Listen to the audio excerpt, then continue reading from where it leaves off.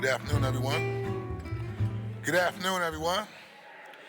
This is the public hearing, the public meeting of the Committee of the Whole regarding resolutions number 250403, 250404, 250405, 250406, and 250407. I want to thank you all for being here. Ms. Laurie, will you please call the roll and take attendance?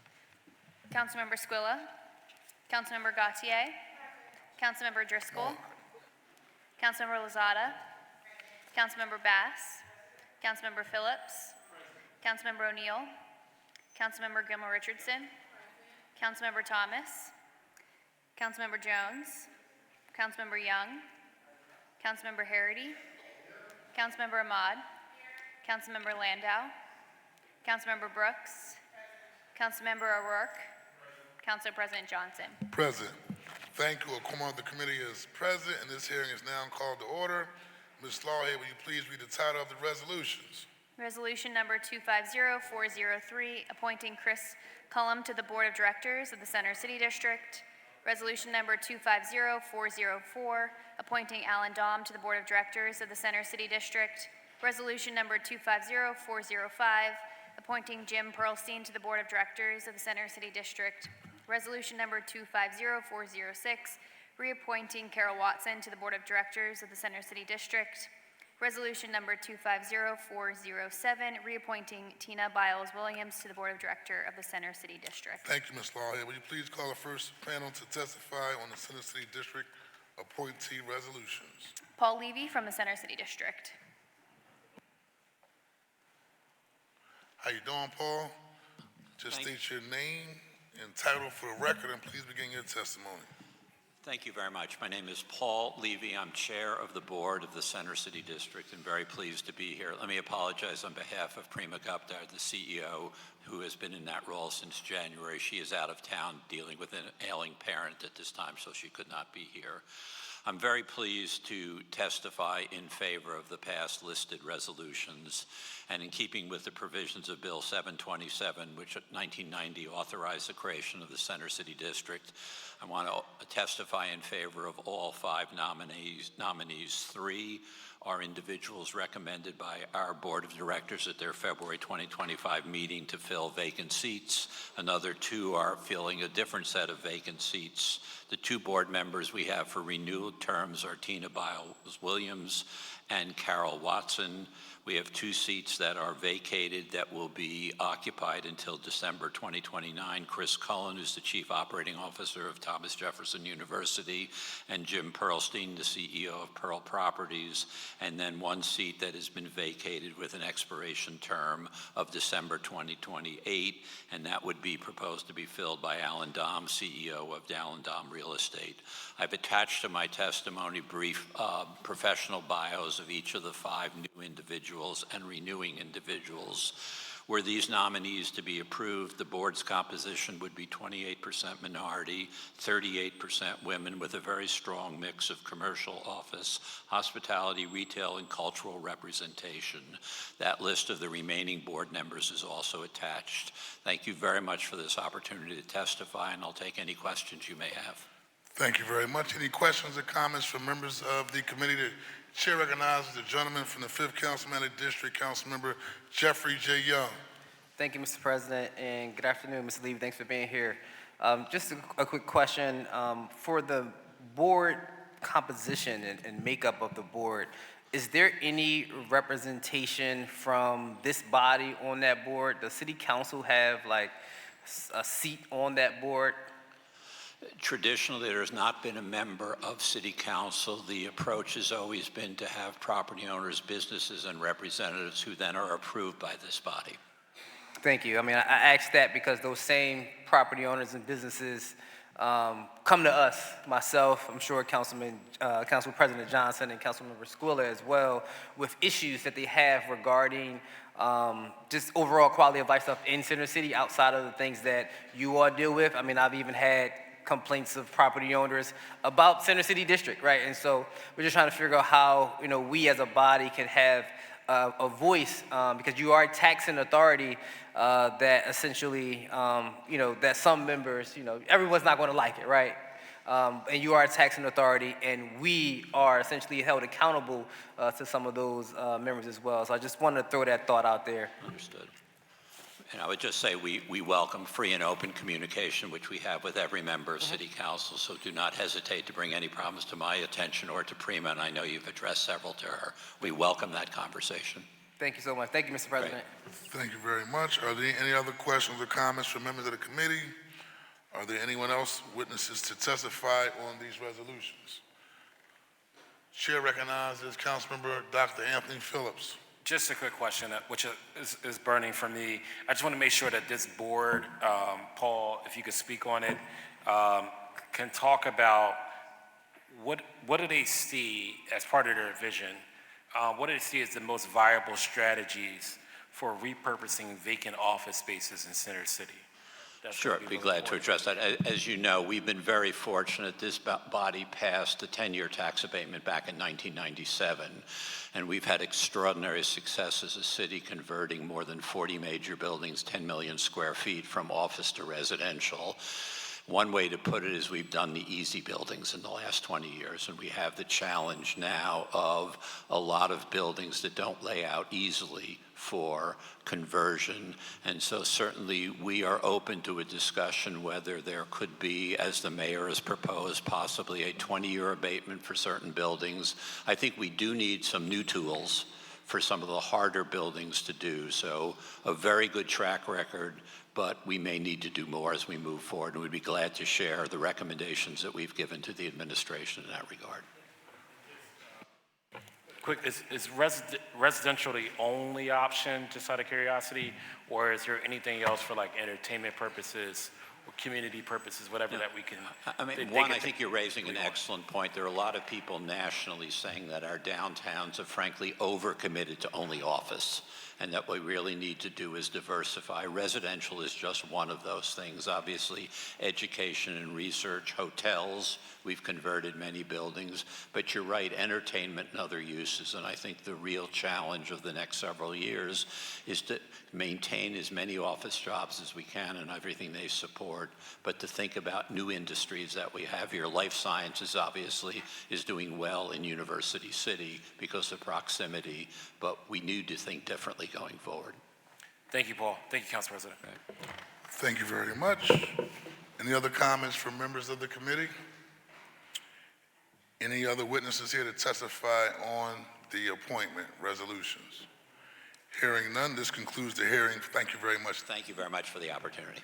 This concludes the hearing for resolutions number 250403, 250404, 250405, 250406, 250407, and we will now go into the public meeting. There being no further questions from this committee and no other witnesses on the list to testify, I will ask, is there anyone else present who wishes to offer testimony on resolutions number 250403, 250404, 250405, 250406, and 250407. Hearing none, I want to thank everyone who took time out of their schedule, particularly Paul Levy, for participating, and we value your opinion.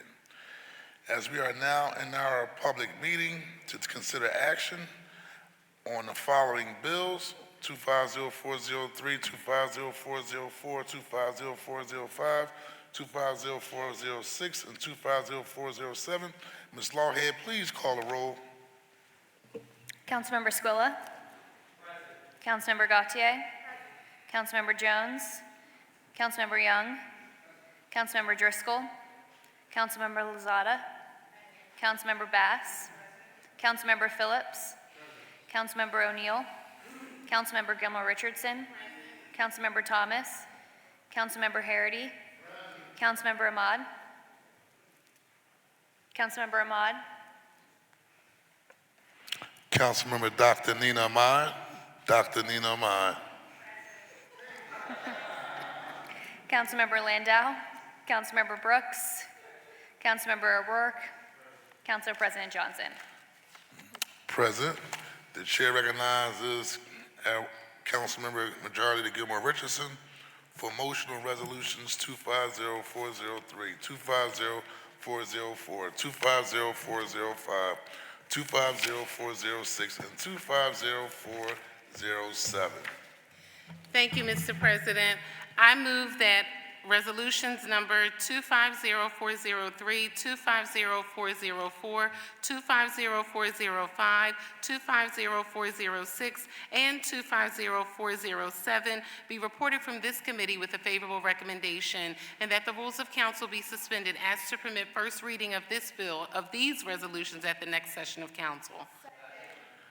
The chair notes for the record that Councilman Jamie Gaultier seconded the motion. It has been moved and properly seconded. The resolutions number 250403, 250404, 250405, 250406, and 250407 be reported from this committee with a favorable recommendation that the rules of council be suspended to permit consideration of these resolutions at our next session of council. All those in favor of the motion will signify by saying aye. Those opposed, the ayes have it, and resolutions number 250403, 250404, 250405, 250406, and 250407 will be reported from this committee with a favorable recommendation with a suspension of the rules to permit consideration of these resolutions at our next session of council. This includes a public meeting of the Committee of the Whole to consider the Center City District appointment resolutions. We will now continue with our scheduled public comment regarding the FY26 budget. Ms. Lawhead, will you please call the next panel to testify during our afternoon session? Daniel Betancourt, Anthony Mohammed, Tiffany Johnson, Carol Johnson, and Mitesh Patel.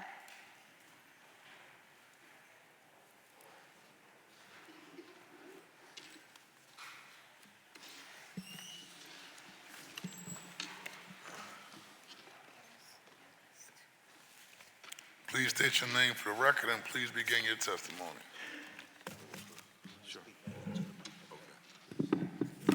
Anthony Muhammad. Dan Betancourt, Finanta. Thank you very much. Whichever you want to start first, please begin. All right. I'm going to go ahead and start then. Thank you. Dan Betancourt, President of Finanta, CDFI in North Philadelphia in the greater Kensington area. Today I'm here to talk about affordable housing for our community, particularly around the unbanked. Finanta, who's been part of the American Street Empowerment Zone for more than 30 years, launched, and this is the first time we're saying this publicly, has launched a brand new credit union, and that's what I'm here to talk about and how we're going to address housing citywide. First of all, we did receive a charter for this brand new bank, and we're going to place our very first branch in North Philadelphia on Kensington and Castor. Yes, and this is not an ordinary credit union. This is a minority depository institution, low-income designation, and CDFI credit union. The first time in the country it's been done in 25 years that a CDFI started a credit union. So it's a pretty unusual situation. We did start a steering committee citywide. Some members are part of the administration, of course, and council. Councilwoman Ketsi Losada has been there at the table, and Commerce Department members Karen Fegley and Yvonne Boy. And the whole idea is to provide critical, affordable housing options for low-income Philadelphians. We know that City Council is working on a plan with the mayor to address housing for those that are underserved in the city, particularly around the 30,000 housing goal that we have here in the city. Our CDFI addresses housing in two ways. One, the traditional Finanta CDFI provides capital for developers of affordable housing. We've done that through LIHTC, among other tools. And then finally, the credit union will provide affordable housing in terms of mortgages. And so what I'm here to really say is we're working with the administration to provide two things. One is contributions to the credit union for this launch and to help capitalize it. And number two, it is to provide a deposit so we can use that capital to lend in our community. Already within a short amount of time, we raised $30 million in deposits. And so we're well on our way to provide this brand new public institution here for Philadelphia. Thank you. Thank you. Just for clarity, so you're saying you're partnering with the administration to receive funding to support your credit union to provide funding for those who are becoming first-time home buyers, correct? Correct. Okay.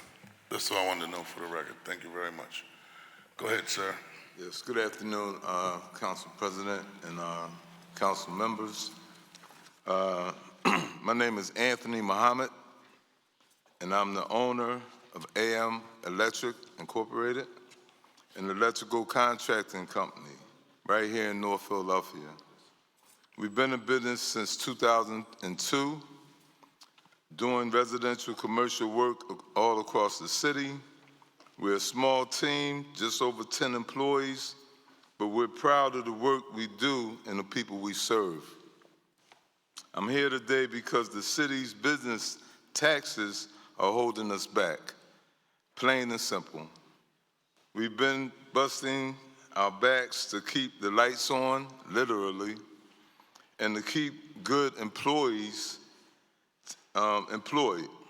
But every year, those tax bills get heavier, and it gets harder to grow, harder to take care of our team, and harder to stay competitive. We're not a big corporation, we're small. This is a local working class operation. We want to build something solid for our families and our community. The hardest part for me as a business owner has been looking after my employees who show up in the cold and the heat, working overtime, doing things the right way, and not being able to offer them health insurance for a long time. Not because I didn't want to, but because between taxes, operating costs, and keeping payroll, there just wasn't enough left. We finally started offering some medical insurance for our employees, but it came too late for a few good people who left us for jobs outside the city, where companies aren't getting squeezed like we are. That hurt. It wasn't just losing workers, it was losing people I trained, people I needed. I'm not asking for a handout, none of us are, but we need some breathing room. The tax rates in the city are punishing the people trying to do things the right way. Thank you. That's it. Okay. Thank you very much, sir. Thank you. Ms. Johnson? Hello.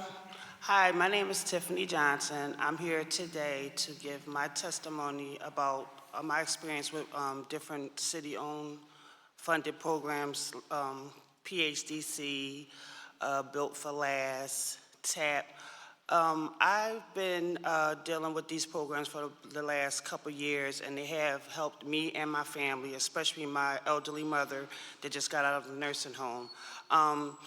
For one program, the PHDC, they helped me with different home repairs through the basic home modification program. That program is very excellent. They prevented me from having to relocate my mother into like a low income or whatever have you. They came out very fast. They did a lot of repairs that saved me money and my mother. She's receiving retirement, so it benefited her because she didn't have to spend too much money out of pocket. The reason I'm here also is to thank you for having these programs. They are well needed in the community.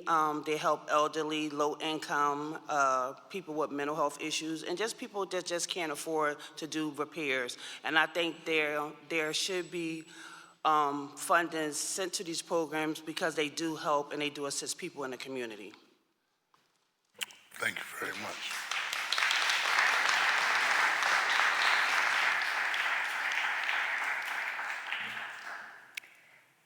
Next, we have Jocelyn Rodriguez, Almendra, Yez Rivera, Mike Roth, and Jorge Gonzalez.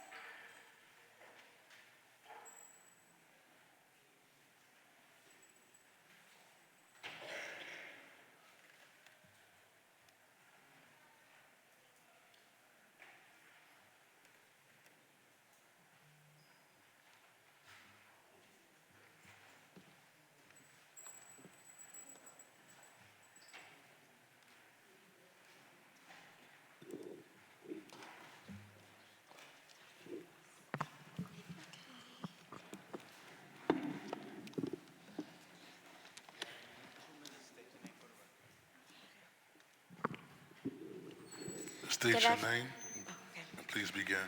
Good afternoon. My name is Isis Rivera. My name is Jocelyn. We're students at Alani High School, and we're here just to express our gratitude in the commitment that the school district has recently shown us for our athletic facility. It's amazing to see the school district investing in our sports field. The improvements that are going to be made will make a great difference in our teams and the school community. We genuinely appreciate this initial commitment to enhancing our athletic facility. As we look ahead, we also recognize that to truly bring this project to its full potential and create a top-notch space for our student athletes, further investment will be important for the next phases to begin. We're both very grateful for the investment in the sports field. We know that these investments will improve our training environment and overall experience and a greater sense of pride and motivation. However, to truly reach our full potential and embark the next exciting phase of development for our team and facility, further investments will be critical in the upcoming years. Good afternoon. My name is Jorge Gonzalez. I'm Orny High School Athletic Director and been a Spanish teacher there for 7 years so far. So first, I want to express our gratitude to the school district for the thoughtful consideration and proposed budget allocation for phase 1 and 2 of the Orny renovation athletic complex. These first steps are meaningful investment in the heart, development, and spirit of youth and their families. That said, as we envision the future of this complex, we recognize that our community needs to extend beyond these initial phases. To truly serve our growing population and to provide a space that's accessible, inclusive, and fully functional, we need to go forward. We respectfully ask for your continued partnership and advocacy to help make the Orny Athletic Complex a full-scale reality. With the additional support, we can ensure that these projects become a lasting source of pride, of benefit for everyone in our city. Thank you for your leadership and your commitment to our community. Thank you. My name is Michael Roth. I am the proud principal of Olney High School. Members of council, thank you for having us today. I do want to recognize these two students who, Isis and Jocelyn, who've been great advocates for the Olney school community while also carrying a course load, while also applying to college. But they have done a tremendous job speaking in front of the school board about this very issue and speaking with the Philadelphia Inquirer. Just a little bit of context about our visit here today. I've had the pleasure of serving in leadership capacity in the Olney neighborhood for the last 13 years. During that time, I've served for 8 years as the principal of Olney Elementary School, and am now in my 3rd year as the principal of Olney High School. As some of you may know, Olney High School came back to the School District of Philadelphia's control 3 years ago after Aspira's charter was not renewed. In each of those years since becoming a School District of Philadelphia school, we have improved student test scores. This past year, we have had the highest ELA and biology test scores of the last 10 years. We've also established 8 majors that students can select from after their sophomore year, and these majors are focused on giving students skills that can ensure post-secondary readiness.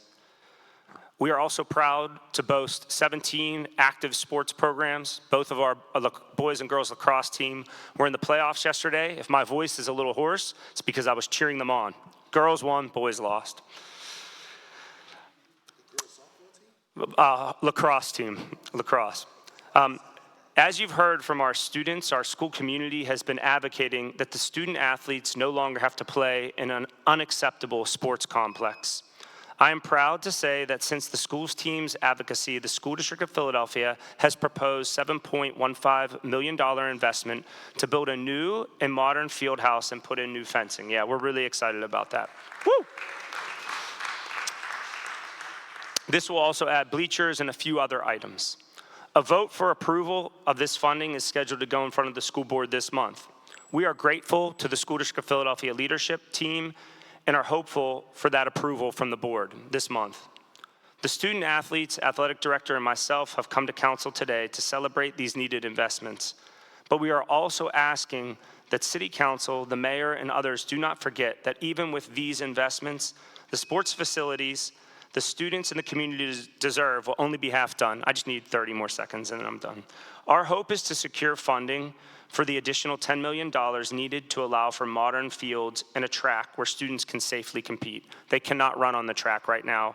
And Jocelyn actually got hurt just a month ago. Her ankle was twisted on our softball field. We would like to thank Councilmember Phillips for his advocacy and hope that other members of City Council will support us in these efforts. So thank you for having us today. Thank you. 1 second. Don't leave just yet.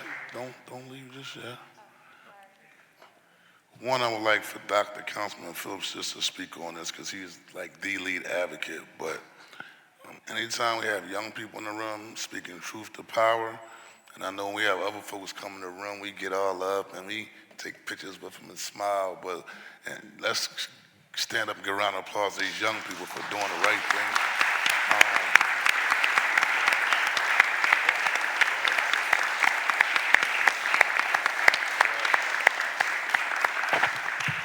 We just want you to know we support you. You're the future leaders of now, and so it means a lot that you're here, speaking truth to power and advocating regards to your school needs. The chair recognizes Councilmember Dr. Anthony Phillips. Thank you, Council President. I just want to briefly say thank you to Principal Roth, because we met about a year ago or so as part of this tour that I was doing around all the 9th District schools. And immediately in our meeting, there was a synergy because Principal Roth had been thinking about the Alany High School field and its terrible conditions. And I had just driven by the field, and I said, what's up with this field? And so immediately we both started talking about what is needed and why for decades this field has not been maintained or any support. I mean, we have young people who have to go to the restroom outside. The bleachers are condemned. They can't even use the bleachers. I mean, the field looked like, it was rough. And these kids were playing on them like it was just something that they were used to. And so if we do, and they are used to, unfortunately. Yeah. And the reality of the matter is that if we take care of this field, we're going to take care of a whole neighborhood in the city of Philadelphia that needs some love. So the school district has committed a little bit of funding, which, as you said, which is going to help with some of the bleachers, the field house, and the scoreboard. But that does not help us redo the field itself so Jocelyn can play softball properly and safely, as well as the football field. So now we're asking for council to chip in, and then we're also getting the state to work on chipping in. So we just need everybody to come together to make it something bigger and better for this neighborhood. And I want to thank Principal Raw and all the students for all the amazing advocacy that you all are doing. We got something done, and hopefully this body together, we can get something done for you all together. Thank you, appreciate you. Thank you for your testimony. Next, we have Malachi Armstrong, Brennan Moreg, Catherine Blunt, and Thon Doan, followed by Adisa Julian and Ben Clark.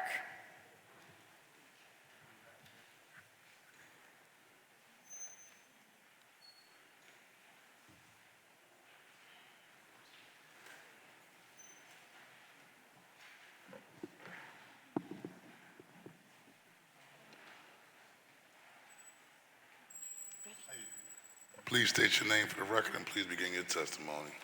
Good afternoon. My name is Tan Don and the owner of TD1 Agency located at 600 Washington Avenue. I'm also the realtor and property investor in Philadelphia since 2014.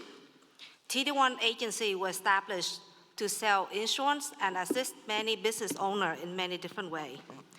I'm here to testify in support of further reducing the wage tax and business income and receipt tax. I'm also speaking on behalf of many business owners, which are my clients in Philadelphia and including mine. As a business owner, we are facing financial challenge in many different ways, which are included all the business expense. The cost of auto insurance in Philadelphia is higher than suburb. The increase in the premium have been increased twice as fast. Home insurance, the premium have risen by 30% and higher. Also included commercial insurance, premiums are rising by 7.9 and higher too. Starting in January 1st, 2015, electric bill will increase of approximately 10% and 12.5% of the natural gas bill. September 2024, water bill also increased by 12.3%. Cost of supply have increased and will increase more. Limited parking and crime are also additional disadvantage in Philadelphia compared to New Jersey and many other suburban areas. Property tax increased and the landlord also increased in rent. The 100,000 exemption is being removed will impact all small business. This will increase tax liabilities. A lot of my clients moved to Delaware County, Delaware State, and New Jersey due to those reasons. My office also have to change to virtual office for those reasons. Instead of paying additional tax, we use this money to reinvest into the business and hire more employees. This will generate more jobs and then more residents want to live in Philadelphia. Every dollar matters when we are running small business. I am in the process of reopening my physical office again in Philadelphia. I was working in Philadelphia since 2018, and so many of my clients. But the city needs to make their own possibilities. Thank you very much. Thank you.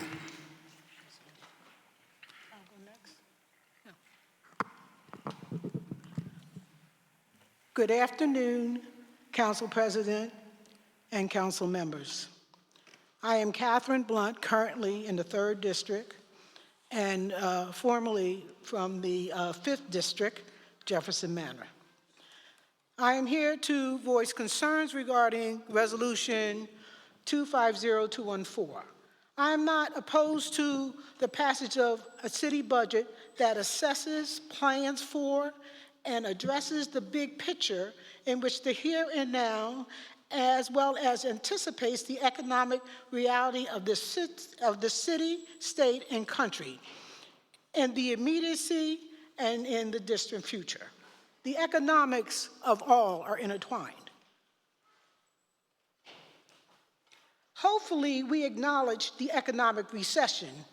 Hopefully, we understand its potential negative impact because the economics are interconnected.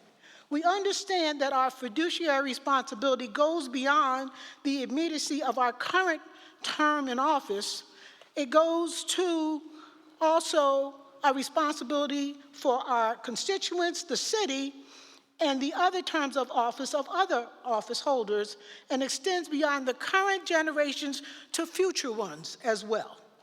I am here to announce and remind, if we don't know, that the people do know that business as usual model that we use for government operations and government funding and spending is really dead. The people on the street know that. We know it is continuously resuscitated by and for and through connected government and corporate operation systems mutually dependent on power politics driven by big money economic. It is a system that is kept alive for a shrinking minority while the large majority of us are left in decay. I am here to ask you, as Dr. King would, to be our champions. We need you to champion us. I'm not going to quote statistics or any of that because it is already being given to you. But I'm asking you to be our champions, the people who live here, have lived here, and will be here when the others go and the others continue to destroy. Stand up for us. Be with us.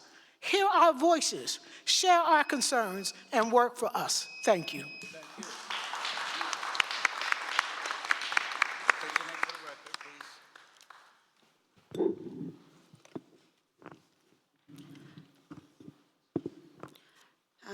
Good afternoon. Is this a good time to start? All right. Good afternoon. My name is Adisa, and I reside in West. I am here today to express opposition to the proposed budget's allocation of funds. Many of our community leaders, organizers, and youth have advocated for themselves and their loved ones, for these council members entrusted with our welfare to prioritize people over corporate profit and policing. Many people don't want millions of their tax dollars used on new police stations and training facilities, upgraded firing ranges, or electric bikes. We don't need to fund PPD access to tactical drones like those used to conduct genocides overseas, or to invest in Bluetooth cameras that record once weapons have been drawn. We don't need to fund riot gear for PPD to weaponize against us when we exercise our First Amendment. We don't need to spend $1.8 million on police recruitment ads, and we surely don't need to waste $1.3 million on moisture wick uniforms for the well-being of cops, although maybe the added comfort will make them less trigger happy. Truly, I don't want to see a dime go to the PPD. I'd rather see that $800+ million reallocated to boost every ask from your constituents. But we know that won't happen. So to my fellow constituents, when this budget passes mostly unchanged and they ask for your votes between now and November to facilitate incremental change to issues that are killing us daily, I hope that it is understood as a sign to divest from this violent and oppressive institution. And to those elected leaders who are truly advocates for the people, but regularly face barriers by the system, I hope that instead of becoming career politicians, you choose to mobilize the people away from this oppressive system and towards an equitable Philadelphia. Thank you.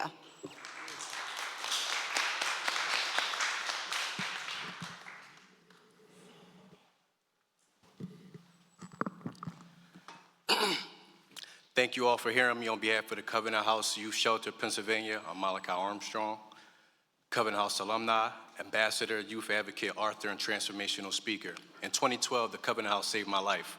My story, like so many others who passed through the Covenant House doors, would bring dispirited tears to your eyes, leaving you to question humanity. On the other hand, the support we encountered would bring tears of joy, allowing you to believe in the humility of humanity.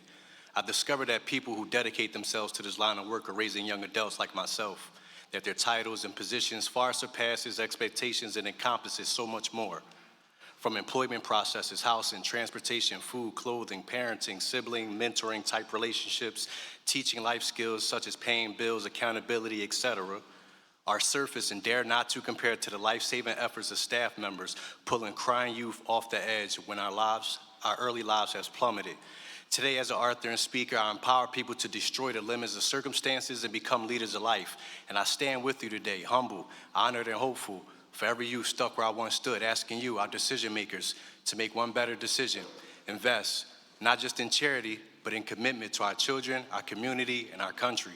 Programs like Covenant House can serve youth in shelters who are searching for jobs and in school, with speakers from all industries with entry-level requirements like trucking, cybersecurity, nursing, finance, just like recruiters do in trade school. We change lives by connecting people and systems, aligning programs, and creating opportunities that lead to purpose-filled lives. Programs must intertwine and align systematically like partnerships. Resources must highlight companies hiring entry-level employees, high school diploma, GED. Our youth see a different workforce, the gig economy, e-commerce, entrepreneurship. These skills need to be trained and developed alongside of personal and interpersonal growth. Invested in ourselves is our biggest opportunity, is our biggest investment, and we can only accomplish and achieve this together. Thank you for your time. Next, we have Emily Pugliese, Audrey Patterson, Emily Abendroth, Diana Gonzalez, Benita Cummings, and Desiree Whitfield.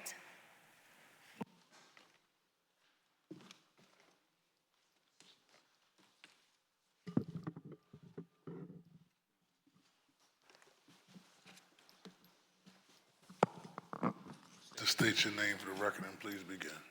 Good afternoon. My name is Emily Pugliese. I am the Policy Director at Green Building United. We are a regional nonprofit membership organization focused on the equitable transition to a climate-friendly and healthy built environment through education, advocacy, and strategic initiatives. I am here today to encourage Council to use this year's budget as an opportunity to create a holistic and long-term plan for housing in our city. Yes, we face a housing crisis in Philadelphia that requires quick and strategic solutions, but it's imperative that we consider the long-term impacts of those solutions so we don't exacerbate future crises.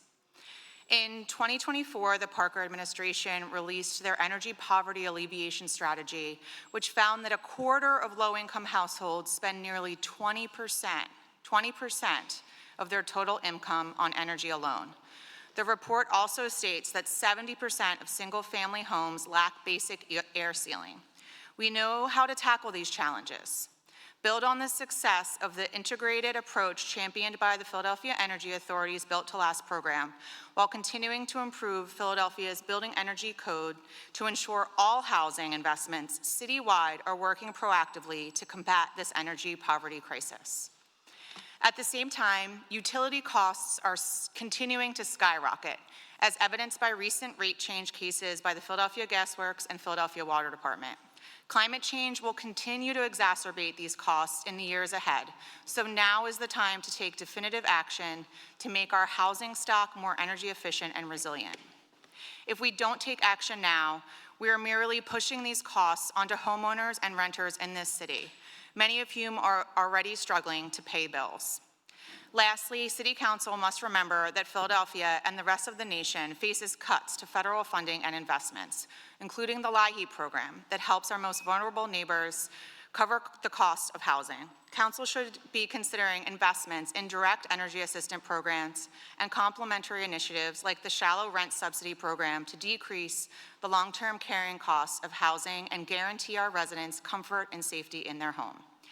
As the budget is finalized, Green Building United asks that City Council fully fund the Philadelphia Energy Authority at $10 million to include $5 million for the Built to Last program, work with the Parker administration to ensure that the home initiative and forthcoming changes to building codes prioritize long-term affordability and energy burden reduction for residents, and fund complementary programs like the shallow rent subsidy program that will ensure housing affordability is possible for all Philadelphians. Thank you for prioritizing affordable, efficient, and resilient housing for all. Thank you. Hello, my name is Emily Abendroth. I'm the program manager for Philly Climate Works, which is a project of Sierra Club PA and a proud member of the Here for Climate Justice Coalition. I'm speaking today both I live in the Cobbs Creek area of West Philly, and I thank Councilmember Gautier for her service as our representative. I'm speaking today both as a resident who every day sees the dire need for comprehensive home repair funding access on my own block, and as a member of an organization that is determined to join forces with others across this city to fight for the services and resources and dignity that we all need and deserve. As many others, I'm here today asking City Council and Mayor Parker to fully fund the Philadelphia Energy Authority's $10 million budget request, both to support the Built to Last home repair program for low-income Philadelphians and other critical initiatives that they do. My own life and work experiences have particularly allowed me to see the need, the potential, and the impact of the Built to Last program. I live on a low-wealth block where many of my neighbors have been for 30 to 60 years, raising multiple generations. Every single house on that block was built between 1920 to 1925. Very few to none of us have efficient cooling access. There's very little air sealing, and because we are right on the creek, there have been problems for decades with block plumbing, flooding, and poor drainage, problems that are only getting worse as the force of storms that we're enduring in terms of amount of rain per hour is increasing. These houses may have even had difficulty weathering many of these conditions in 1920, but a century of wear and tear on their infrastructure has made them differently vulnerable, and I watch my neighbors all the time do the patchwork repairs that they can, including simply bucketing out water. But in order to do the kinds of things that are long-term repair and remediation, we need the kinds of programs that Built to Last is, that meets multiple kinds of services from multiple programs and braids them together. I just want to name that this is something that Built to Last uniquely provides. I'm very aware that neither Currently, neither the mayor's budget nor her major home initiative include funding for PEA or Built to Last, and it's my hope that this city council will insist and ensure that both of them do. I want to also name as a person my support for the package of protections for Philadelphia renters that Philly Thrive and 1PA in collaboration with Councilmember O'Rourke's office have pushed so hard for. And I know that despite your busy schedules, I'm hoping you will find time and space to hold a hearing for the Safe Healthy Homes Act this legislative session. And that's it. Thank you. I'm here for climate justice. We believe safe, healthy housing on a livable planet is both essential, achievable, and winnable. Please advocate.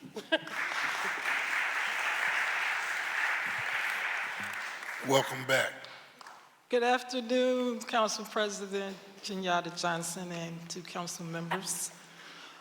My testimony is actually 3 minutes, so I'm not even going to try to read it, but I would ask that it be transcribed into the record in its entirety, along with just some photos that I copied to kind of show around what I'm going to try to just pull some excerpts of this testimony around, this operating and capital budget plans. Don't much frighten me for many people who may know me. Well, it is package that was given for 17 members of council, and it is some extra ones that was on the table, so council should have it. I'm here because I know a budget is going to be passed, and that's no doubt. However, I just wanted to say for my community of Strawberry Mansion, and I think I said my name, I'm Bonita Cummings, Director of Strawberry Mansion Community Concern, that you not allow us to be an experiment. And I'm really, I lost a son in 2018 to gun violence, so I'm very clear about death. And we've all already witnessed, in terms of experiments, we've seen it in the public housing high-rises, failing in public safety and producing cruel housing conditions. We saw it in the Tuskegee syphilis experiment on Negro males. We saw it in Henrietta Lacks and families, the treatment that her family is still impoverished today. So I say we know every neighborhood needs housing, and we are grateful to have an expansive look at housing, but we also have had the experience of being experimented on. So the designs are not in cooperation with what communities are asking. So we want to make sure that in terms of density being created, that is not created where it creates crime, trash. There's no socioeconomic upliftment as described in these plans. And my community employment, there's hardly any. Strawberry Mansion residents can't even get jobs at the corner bodegas. So I'll just ask you all to please not allow us to be experimented on. Don't allow 10 more years to go by while black males and black females now get shot down because we've put so much density in neighborhoods with housing with no quality plan as to how that housing should be placed in neighborhoods. And don't allow this bullying to go on from anyone, particularly these powerful housing organizations, the zoning board, planning commissions, unions, because your neighborhoods or your districts are next. And if Strawberry Mansion gets overrun with excessive housing that creates too much density, it places our boys on street corners, our girls on street corners. They have nowhere to go, just houses stacked on top of each other and nowhere for them to go. So I just want to say thank you. Please don't experiment with us one more time, particularly with public housing. Right now, they're just not calling the high rises, they're short rises, but we're packing each other up on top of each other. So thank you for your time and for hearing the voices that are too often left out of the rooms where decisions are made. Thank you. Thank you.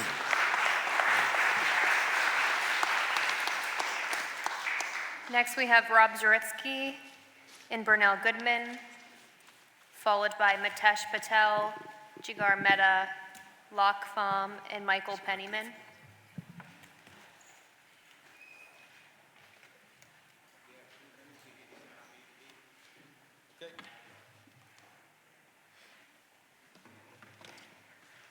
Good afternoon. Good afternoon. How you doing today? Really good. That's good. Just state your name officially. Robert Zaritsky, representing the Philadelphia parking industry. And I'm happily joined here by a lot of the people in the parking industry. If you would all please stand up and just wave to our friends in council here. Thank you. I'm also joined by Brunel Goodman, who operates a couple of hotels in the market. He's just one of the people that are concerned about not having enough parking in Center City going forward. So thank you for the opportunity to speak today. I'm here to bring to light the crisis affecting every Philadelphian's access to affordable parking. Over the last 10 years, Center City has lost over 10,000 parking spaces, 62 private facilities, and more than 500 jobs due to the unsustainable tax policies. It no longer makes sense to operate and maintain off-street parking in Center City, Philadelphia. Over half of everyday parkers are Philadelphia residents. There are teachers, nurses, trade workers, and families who need affordable, convenient parking to reach their jobs, medical appointments, and local businesses. If we don't act, the consequences are severe. In addition to making it harder on constituents, we risk 2,000 living wage jobs in the parking industry, $150 million in annual tax revenue that our industry generates for the city, as well as our ability to host major events like the FIFA World Cup and All-Star Games coming next year. Events that allow Philadelphia to shine on the world stage. The problem is clear. Parking facilities face the highest tax burden in the city, some facilities facing over 60% of what they collect. I am urging the City Council to reevaluate just one of the 13 taxes and fees that are paid by off-street parking lots, specifically the use and occupancy tax, which uniquely penalizes private parking operators and taxes lots as if they are open 24/7 and filled 24/7. Fortunately, the Tax Reform Commission has recommended a solution: eliminate the UNO tax on parking facilities while increasing street meter rates $1 per hour in commercial areas. Data analysis shows that would generate the funds needed to provide UNO tax relief. I urge this council to adopt this reform to protect jobs, maintain accessibility, and ensure stable revenue for our city's future. We need to act now if we want to keep off-street parking viable. Philadelphians deserve and need affordable, available transportation options. Thank you for your time. Thank you.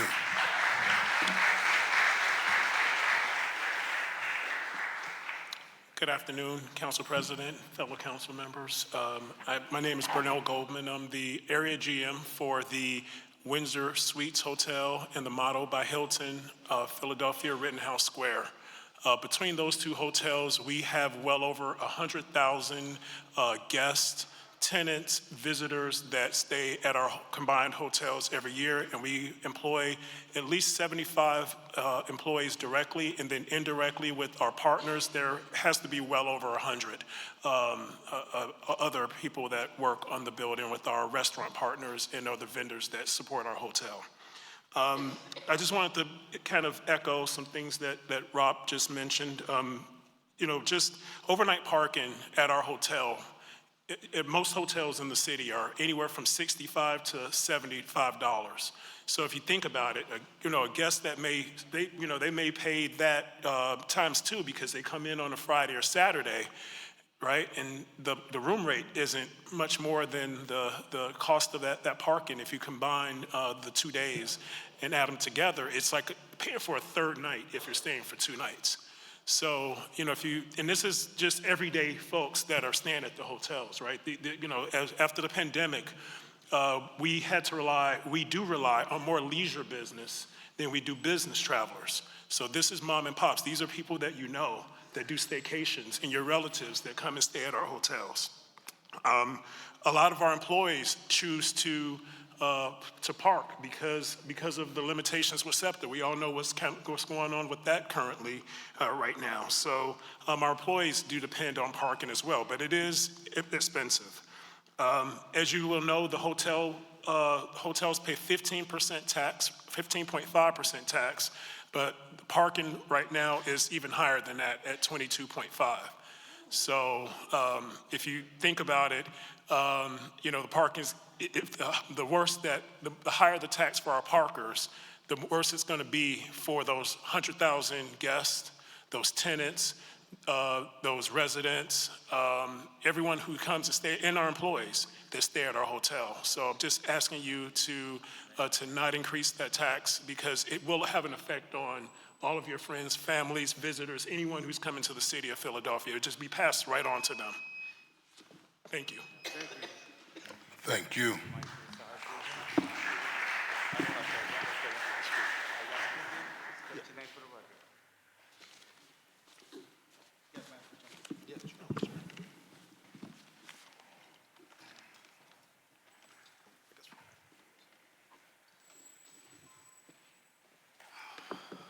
State your name for the record and please begin your testimony. Hi, my name is Mitesh Patel, the owner of the Medicine Shop Pharmacy in Kensington Avenue. I'm here because, well, I'm here to discuss the proposed budget and, more importantly, the tax implications.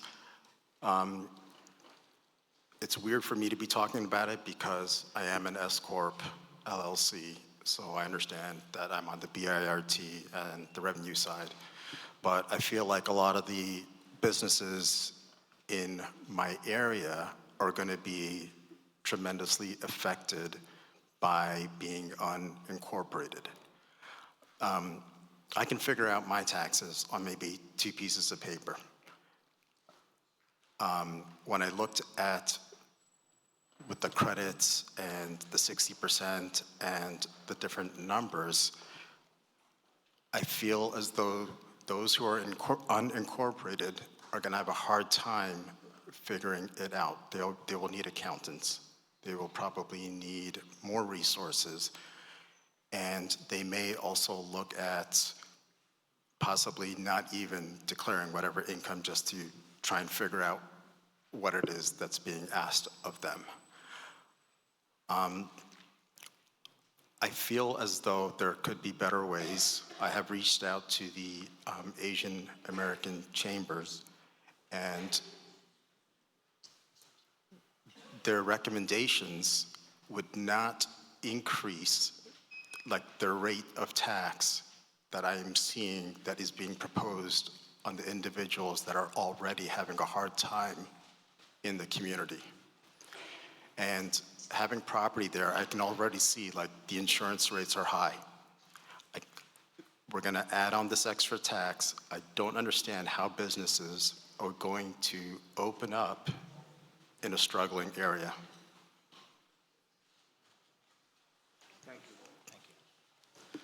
Thank you very much, sir. Thank you. My name is Jigar Mehta. Thank you, Council President. Thank you, Council members. Mitesh Patel, he did call the Asian Chamber, but he also called me. I'm a dear friend of his for many, many years, and I'm here basically for him. He asked me to explain this in the way that I can best explain it. He asked me first, he said, Jigar, that's great, all this corporate stuff, unincorporated stuff. He goes, what about the guy who makes $100,000 of revenue and $65,000 income? That's the area median income in Philly, $65,000. If you're making $65,000, the max rent you could probably pay is about $1,600, $1,500 best. That's the affordability max you're gonna do. That's Northeast Philly. We grew up in Northeast Philly. So he said, he goes, what is this gonna do to them? I said, this is what it's gonna do to them. This is gonna be an increase. If you get rid of the $100,000 exemption, this is gonna be an increase of $1,652 for that person that makes $100,000 revenue and $65,000 income. That's the 1099 contractor. That was the man who testified earlier before. That's a 1099 person that can't get a job because they've been justice impacted. They're not going to be able to get a W-2 job, so they start their own business. This is the immigrant who cannot speak English, who has to survive for their family. They're the ones who are going to get impacted by this. And then here's the worst part about it. Because of the way this is structured with the, we went through to do the math, what would happen with them is very, very complicated with how the tax credits of taking a 60% BERT tax credit, applying it to the MPT so you can get a new, fair, equitable tax base. That was very, very complicated. That is also going to increase the estimated payment. So the impact on that person making $65,000 for that first year is going to be $4,437. They ain't making it. They're not making it. So what they're going to have to do is they're going to tell their kids, honey, we're not paying rent this month. Or they're going to go underground. They're not paying their taxes. They're not going to do it. I cannot imagine. That's what Mitesh told me. He's like, Jigger, this is going to be a bad problem. So what we are proposing, and now look, I'm not proposing this through the Asian Chamber, okay? I'm proposing this as his friend. We have a lot of work, there's a lot of math, there's a lot of legal stuff that we got to figure out. But what we're saying is that right now, let's get rid of, Mitesh first said, make sure we keep the receipts part of the tax, the BERT tax. There's a receipts component where you got to pay 0.010141. Let's keep that part up. So if you're making $100,000, that's $141 extra you're going to have to pay that you didn't pay before, okay? The other part of it, though, he said, was that eliminate the income component of that BERT. Because what this does today, what's going to do is that you're going to have a double tax on income when we get rid of this exemption, all right? So you're going to get the tax on, first you have the receipts tax, but then you're going to have an income tax on the BERT, but now they're also going to be paying the MPT tax, all right? Now what happens is that they're going to have to try to figure out this okay. They're going to have to figure this out. They're not going to be able to figure it out. So they're going to have to hire a lawyer. They're going to have to hire an accountant. I just know the people that we grew up with, the immigrants that we grew up. I know the guys that have been justice impacted. They're not going to do that. They're not going to be able to do it. So what we're asking for is keep the receipts tax, eliminate the BERT for income, and then maintain the MPT equivalent to whatever the wage the folks that are working are paying. So that's basically it. Thank you so much for this opportunity. Thank you. The chair recognizes Councilman Isaiah Thomas. Thank you, Council President. I just want to say thank you for your testimony. What you have just communicated is something that I've been trying to get folks to understand for a few weeks now, since the idea of us even discussing the possible elimination of the $100,000 exemption. I don't think we realize how catastrophic this is going to be, not just for small businesses, but someone earlier even testified about an independent employee. That's it. Who now, maybe I'm a DJ or I'm in a creative economy, right? Us getting rid of the $100,000 exemption while simultaneously not reducing the net income portion of BERT will make it so that everybody in the creative economy will leave Philadelphia. They will say there's no point in being in the city of Philadelphia because not only are you going to tax me on my $15,000 promotional check because I got a lot of followers on social media, not only am I going to have to pay a wage tax on that, later on, after that money is already spent, the city of Philadelphia is going to come back and we're going to tax you again, not once, but twice. So that means that a person who's just a content creator, who has a lot of followers on social media, will now be taxed 3 times. So I just wanted to put an exclamation point on this, Council President, because I've been hearing a lot of people come down and say that we're looking at tax cuts for big corporations and big businesses. Unfortunately, when you cut taxes, the uniformity clause says everybody will benefit from it, but I can tell you firsthand that if this council body doesn't do something about the current tax structure that we are in, and we adopt this proposal as is, we will look up and we will have pushed the entire creative economy out of Philadelphia. Musicians, filmmakers, artists, sports folks, tech people, gig economy, it's all gonna go. So your testimony inspired me. Someone earlier had similar testimony, and I just wanted to put an exclamation point on exactly what you said, because when we say it here, we're sellouts. But this is a regular Philadelphian telling us this is what's going to happen to the industry. So I appreciate you, sir. Thank you, Council President, for the little bit of leeway. Can I make one, sir, can I make one comment? Can I make one comment, sir? So you talked about uniformity clause. So that's the one thing that I was looking into. So this will meet the uniformity clause because what it is that there's two classes. He is a corporate, I'm unincorporated. If I'm who we're talking about, the gig people. So we can just eliminate the income component for the unincorporated to save these guys. And still, I love my brother, but he's gonna have to pay those taxes. That's okay. And we talk about law firms. Now, law firms are unincorporated, but they are taking advantage of this complicated 60% tax credit. So their reduction by us eliminating that net income component of the BERT is only gonna be 0.00264. All right. That's not a windfall, they got a break. Good lawyers. That's why I'm not gonna get it further, but thank you. Thank you. Sorry about this. Thank you. Thank you. Thank you very much. Thank you. Chair recognizes Councilmember Jeffrey J. Young. Yeah, that testimony just, provided some clarity for me that, one of my best friends' full-time job is he drives Uber, and they get 1099s, right? And so now our Uber drivers are going to now have to pay BERT because they don't make $100,000 a year, right? So they're going to have to pay BERT. So that's something I think we as a body need to really think about on how we can, provide some relief to some of our most vulnerable workers in this city. So thank you, Mr. President. Thank you, Member Young. Next up, we have Jovan Goldstein, Taisha Beckman, Susan Segal, Rashida Price, and Diana Coleman.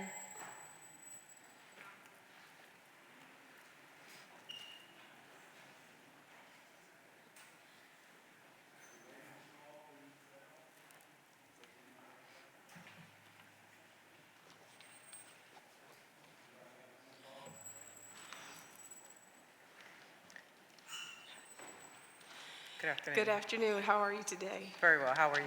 I'm doing great. Great. State your name for the record and proceed. My name is Rashida Price. I am here today speaking on behalf of 1PA West Southwest Rising. I want to express our deep gratitude to the Office of Clean and Green Initiatives and its remarkable coordination across city agencies, which have brought meaningful improvements to our neighborhoods, particularly in addressing blighted and vacant properties.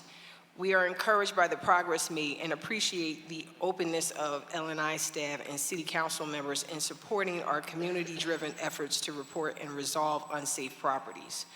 We are also looking forward to seeing how the Mayor's Home Initiative will address blight and vacancy.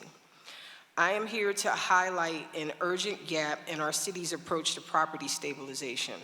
While programs exist to clean vacant lots and demolish eminently dangerous buildings, there remains no program to address thousands of unsafe abandoned properties that pose significant risks to residents that yet remain untouched. In November 2021, City Council passed a bill creating the necessary urgent repair program, adding it to the Philadelphia Maintenance Code.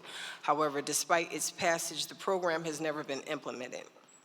In the 3rd District alone, where I'm a resident, there are over 400 unsafe abandoned properties, homes that deteriorate more each day, increasing crime and violence, damaging neighboring homes, and eroding the integrity of our communities, until demolition becomes the only option, which is a wasteful and preventable outcome. We believe that stabilizing these buildings aligns with the mayor's goal of building and preserving 30,000 homes. We have spoken to neighbors forced to coexist with raccoon colonies, homes where leaking roofs have destroyed adjacent properties, and streets that reek of sewage due to unchecked leaks. We urge the council and the mayor to consider allocating funds within the Home Initiative to establish the necessary urgent repair program, or at the very least, to create programming that effectively addresses its objectives. Stabilizing these properties would not only prevent unnecessary demolition, but also contribute to the broader goal of preserving and expanding housing across Philadelphia. By investing in urgent repairs and holding property owners accountable for costs, the city can take a proactive approach to protecting neighborhoods and ensuring safer, more livable communities.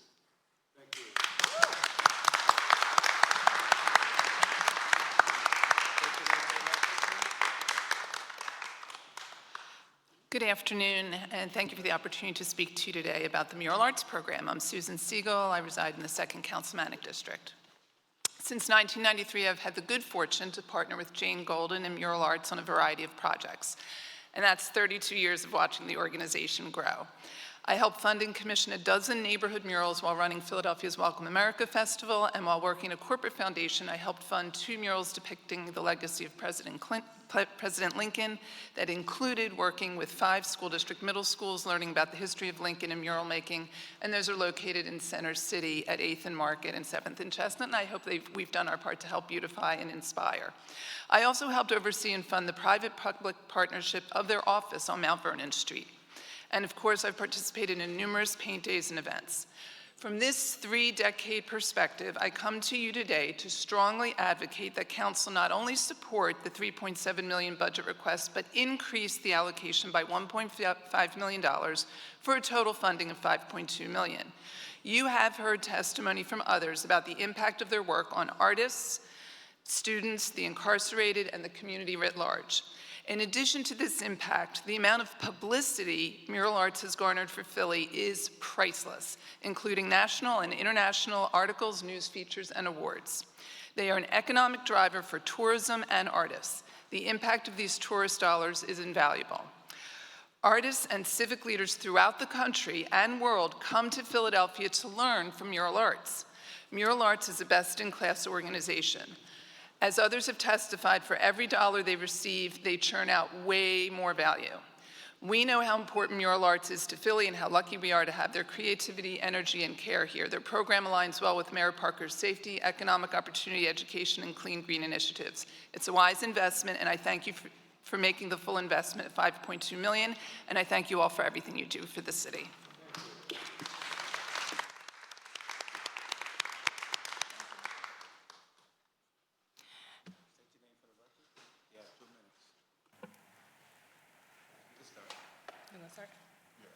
State your name for the record and proceed. Good afternoon, council members. My name is Jovan Goldstein. I'm here today to advocate for aggressive tax reductions, not just as a fiscal policy, but a necessary step to revitalize our economy, support existing businesses, and attract new ones that will create much-needed jobs for Philadelphia residents. I speak from both professional experience and personal commitment. I am the managing partner and founder of JT Goldstein, which is a full-service CPA firm based in Philadelphia in the Logan Square section of the city. We provide audit, tax, and business advisory services to clients across the country. I have been practicing as a certified public accountant for 25 years. I was born and raised in Philadelphia, a proud product of the Philadelphia school system, and I still call this city my home. In full transparency, I am also the board chair of the African American Chamber of Commerce of PA, New Jersey, and Delaware. I sit on the city's tax commission appointed by Council President Kiata Johnson and contribute on several boards, including PIDC, the Economic League, to help move our city forward. I share this background not just to establish my qualifications to speak on tax policy, but to underscore my deep roots to Philadelphia. I'm committed to this city.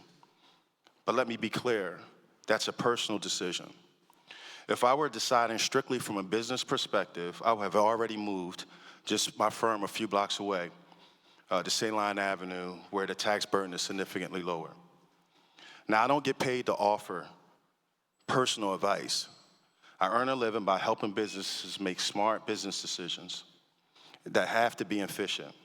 And I want to share 3 real-world scenarios I counter offer to illustrate how Philadelphia tax environment is costing us jobs and economic growth.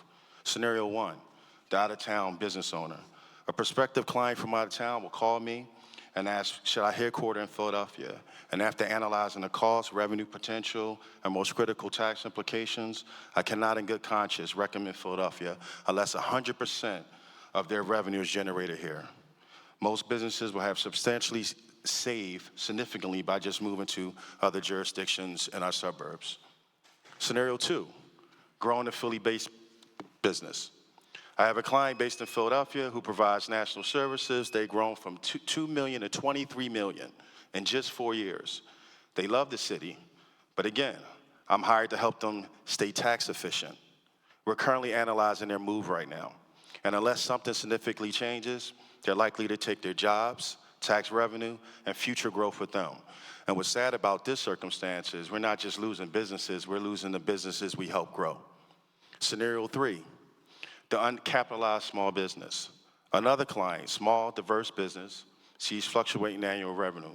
150,000 they start, then they can go up to 300,000, then drop back down to 150,000. They want to grow, but they're afraid to hire. Why? Because of the wage tax rate.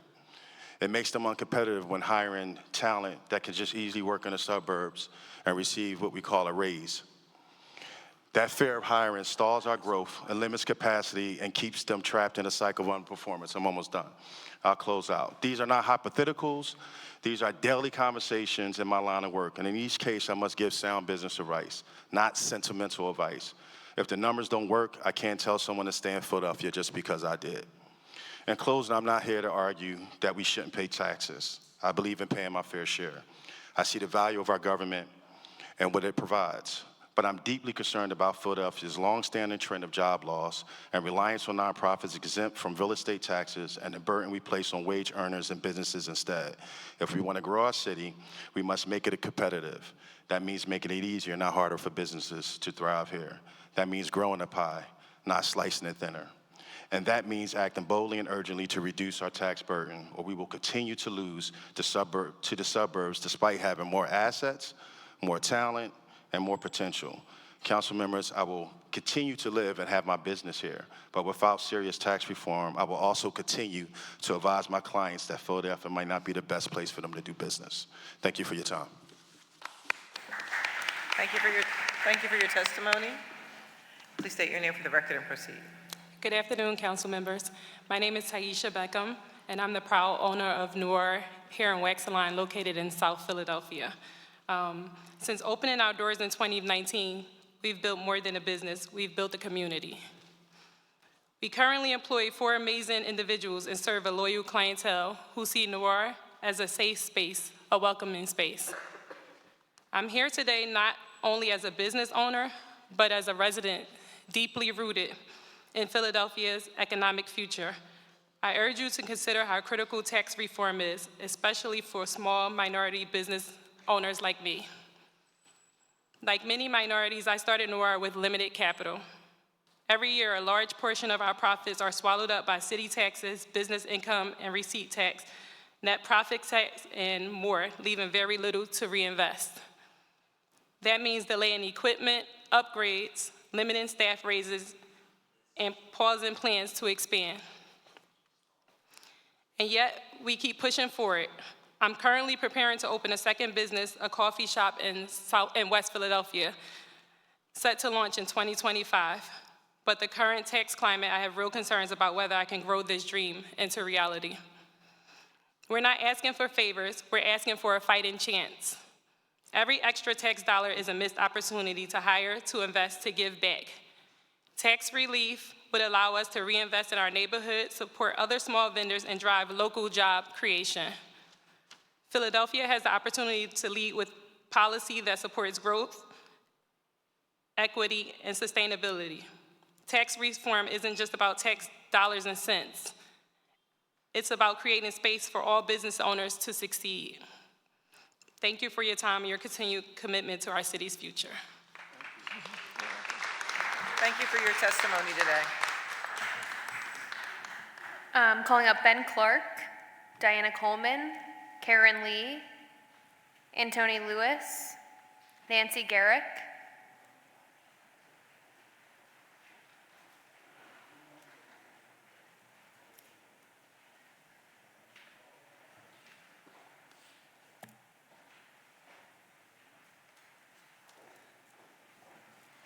Good afternoon. Good afternoon. Please state your name for the record and proceed. My name is Ben Clark. I'm a resident of the 2nd District, and I am an attorney at Community Legal Services. I help low-income clients maintain access to life-essential utility services, including by getting access to much-needed home repair programs in our city. I'm here today with several current and former clients that we've assisted to urge you to fully fund our city's home repair programs in this year's budget. The need for home repairs runs deep and wide, as you've heard today. And in recent years, Community Legal Services has represented nearly 1,000 low-income homeowners with serious repair needs. These clients come from every single council district. They're young adults in their 20s, single parents in their 40s, and homebound seniors in their 70s. CLS's multiple units assist these clients with a wide range of legal needs, and that means we're uniquely positioned to see how a repair need today can cause a crisis tomorrow. I want to paint a picture for you of what that can look like. For one client of ours, a busted pipe meant they almost lost their children. An unexpected plumbing malfunction and subsequent water shutoff led DHS to open an investigation and threaten custody of their children. In another, an elderly client's oil heater broke down this past winter, and he didn't have the funds to replace it. When he reached out to us, he was confined to his bed because the cold aggravated his arthritis. Blankets and a space heater were the only sources of heating in his home. Other clients face a heartbreaking choice: go deeper into debt or sell a family home passed down through generations just because they can't afford to fix a broken roof. And dozens of new cases arrive in our office every week from low-income Philadelphians threatened with electric and gas shutoffs. Often, their high utility bills are caused by drafty, inefficient homes.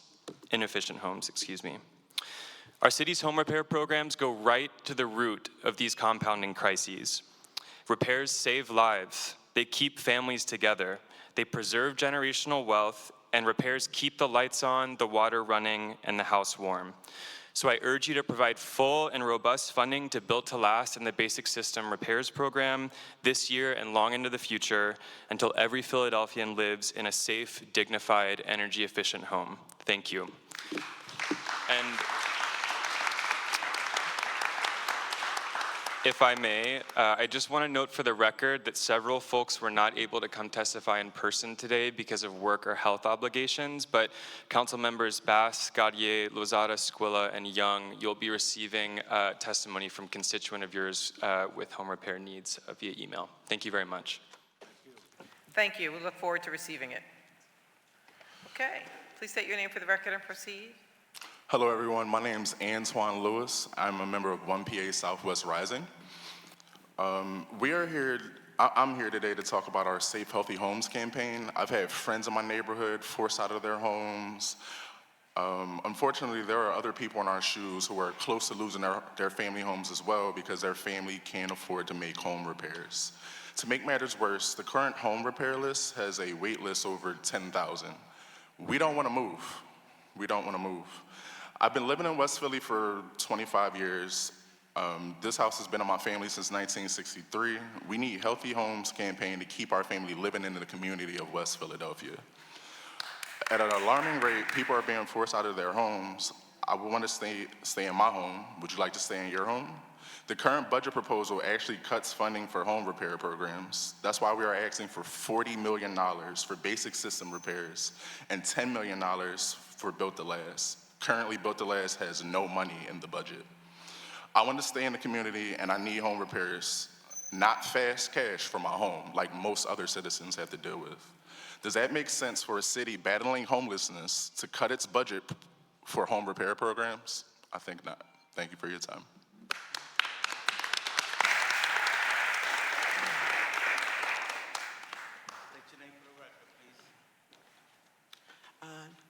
Greetings.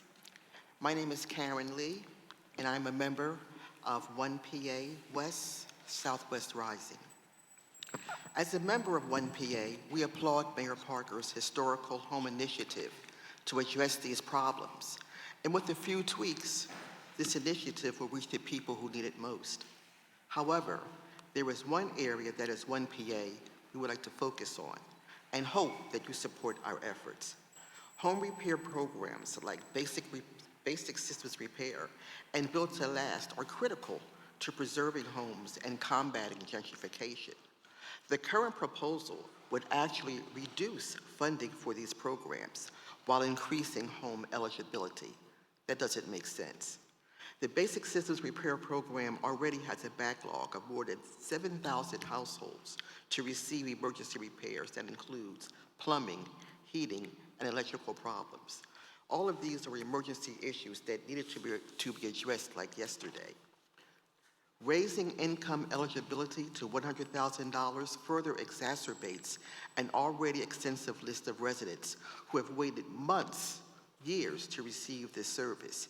As a recipient of basic systems repair more than a decade ago, my home was almost condemned before I was able to get the much-needed repairs that started out as minor, but were almost catastrophic by the time my name came up on their list. 1PA also supports the Built to Last initiative because it too addresses home repairs, energy conservation, and safe, healthy homes. We support the mayor's vision through this new initiative.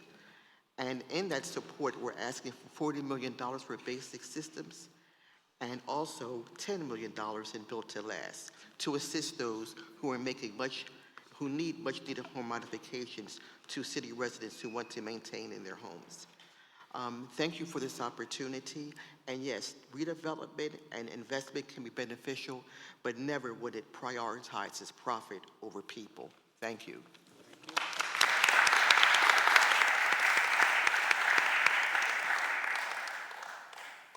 Thank you for your testimony. State your name for the record and proceed. Hi, my name is Nancy Garrick. I'm a member of 1PA, West Southwest Rising. I want to reiterate the previous request that there be a hearing for the Healthy Homes Renters Initiative proactive rental inspections, that it be scheduled very soon. I'm here to talk about BLT, basic BLT and BSRP.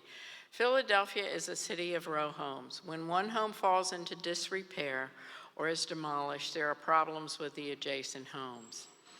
There was an article in the Inquirer this week about the problems one family had to deal with when the home next to them collapsed.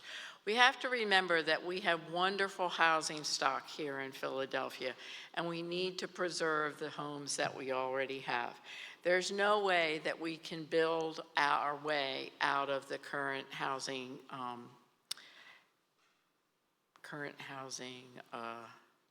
shortage.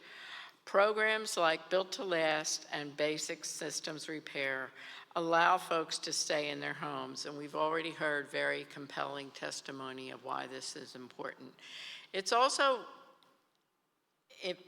essential that we focus on the folks who earn less than $30,000 a year, because they have less resources to fall back on. Finally, the reason these things are important, and this is really important, if people can stay in their homes, it preserves the social fabric of their neighborhood.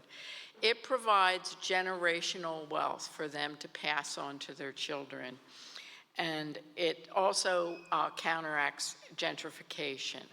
And in closing, I just want to say, people who have benefited from Built to Last and Basic Systems Repair can confidently say, this is my home and I'm not going anywhere. Thank you.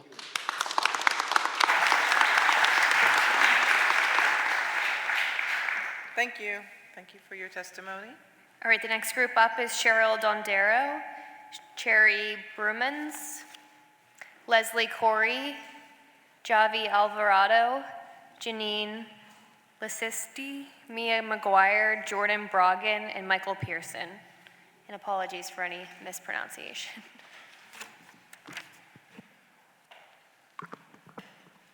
Good afternoon. Please state your name for the record and proceed with your testimony. Hi, good afternoon. I'm Sherry Brummins. Thank you, Council President Johnson and esteemed members of City Council. Thank you for the opportunity to be here today so that we can talk about a pressing issue, and that is the urgent need for increased human services funding at the city level. My name is Sherry Brummins. I live in the city of Philadelphia in the Fairmount section. I serve as president and CEO of the Alliance of Community Service Providers. We are an association located in Philadelphia that works with Philadelphia-based nonprofits, and we represent organizations that serve children and families, adults living with mental health conditions, substance use disorders, intellectual and developmental disabilities, and autism. Our member organizations form a vital part of Philadelphia's human services infrastructure. Most of their funding comes through Medicaid, which, as we have all been paying attention to recently, is currently under tremendous threat at the federal budget reconciliation process. Although this is a fluid situation, we're unlikely to know exactly the extent to which Medicaid cuts will occur by the time this body passes its budget. While the full impact of potential Medicaid cuts is still unfolding, we must be prepared for the reality that fewer dollars and greater barriers to access are ahead of us. Federal Medicaid cuts would reduce funding for providers and reduce or eliminate some services altogether. This will have a debilitating and destabilizing impact on the entire human services ecosystem in the city of Philadelphia. Think hospitals. This will weaken the safety net and increase systemic burdens downstream. So think hospitals, jails, foster care, all of the other systems that are impacted when human services are not delivered to people in an effective way. It would also compromise the values of equity, dignity, and accessibility that these organizations strive to uphold. We understand that no city, Philadelphia included, can completely absorb the impact of deep federal or state funding cuts.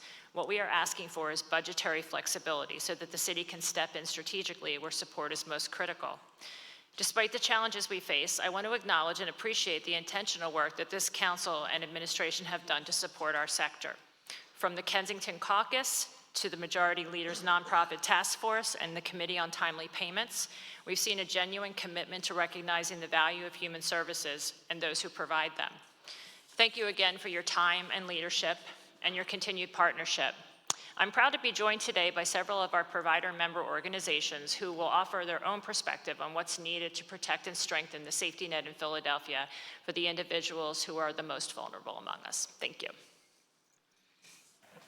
Thank you for your testimony. Thank you. Please state your name for the record and Hi, proceed. I'm Cheryl Dondero, Director of Government Affairs for Gaudenzia. Thank you, Council, all of you that are here. I am very pleased to represent Gaudenzia and offer this testimony. Gaudenzia was founded in Philadelphia in 1968 with a single treatment program. Today, we are the Commonwealth's largest nonprofit provider of substance use and co-occurring mental health disorders and housing programs. We work with so many of you. We have programs in 8 out of 10 of the Philadelphia districts. We join with the other providers of the Alliance today to express deep concern regarding any reductions of federal funding for the Medicaid program and its impact on Philadelphia's budget and its citizens. In Philadelphia, Gaudenzia employs many people at our facilities where we provide vital treatment for substance use and mental health disorders and provide housing. Our treatment programs not only benefit those in need of care, but they also have a significant economic impact in the local community through taxes, contractors, supplies, and personal spending. System-wide, nearly all of Gaudenzia's revenue comes from Medicaid funding. Any cuts to Medicaid would significantly jeopardize the livelihoods of our staff and put many, if not all, of these jobs at risk. Simply, Medicaid cuts will close programs. Due to the nature of the progression of mental illness and substance use disorder, many of our patients have already lost everything.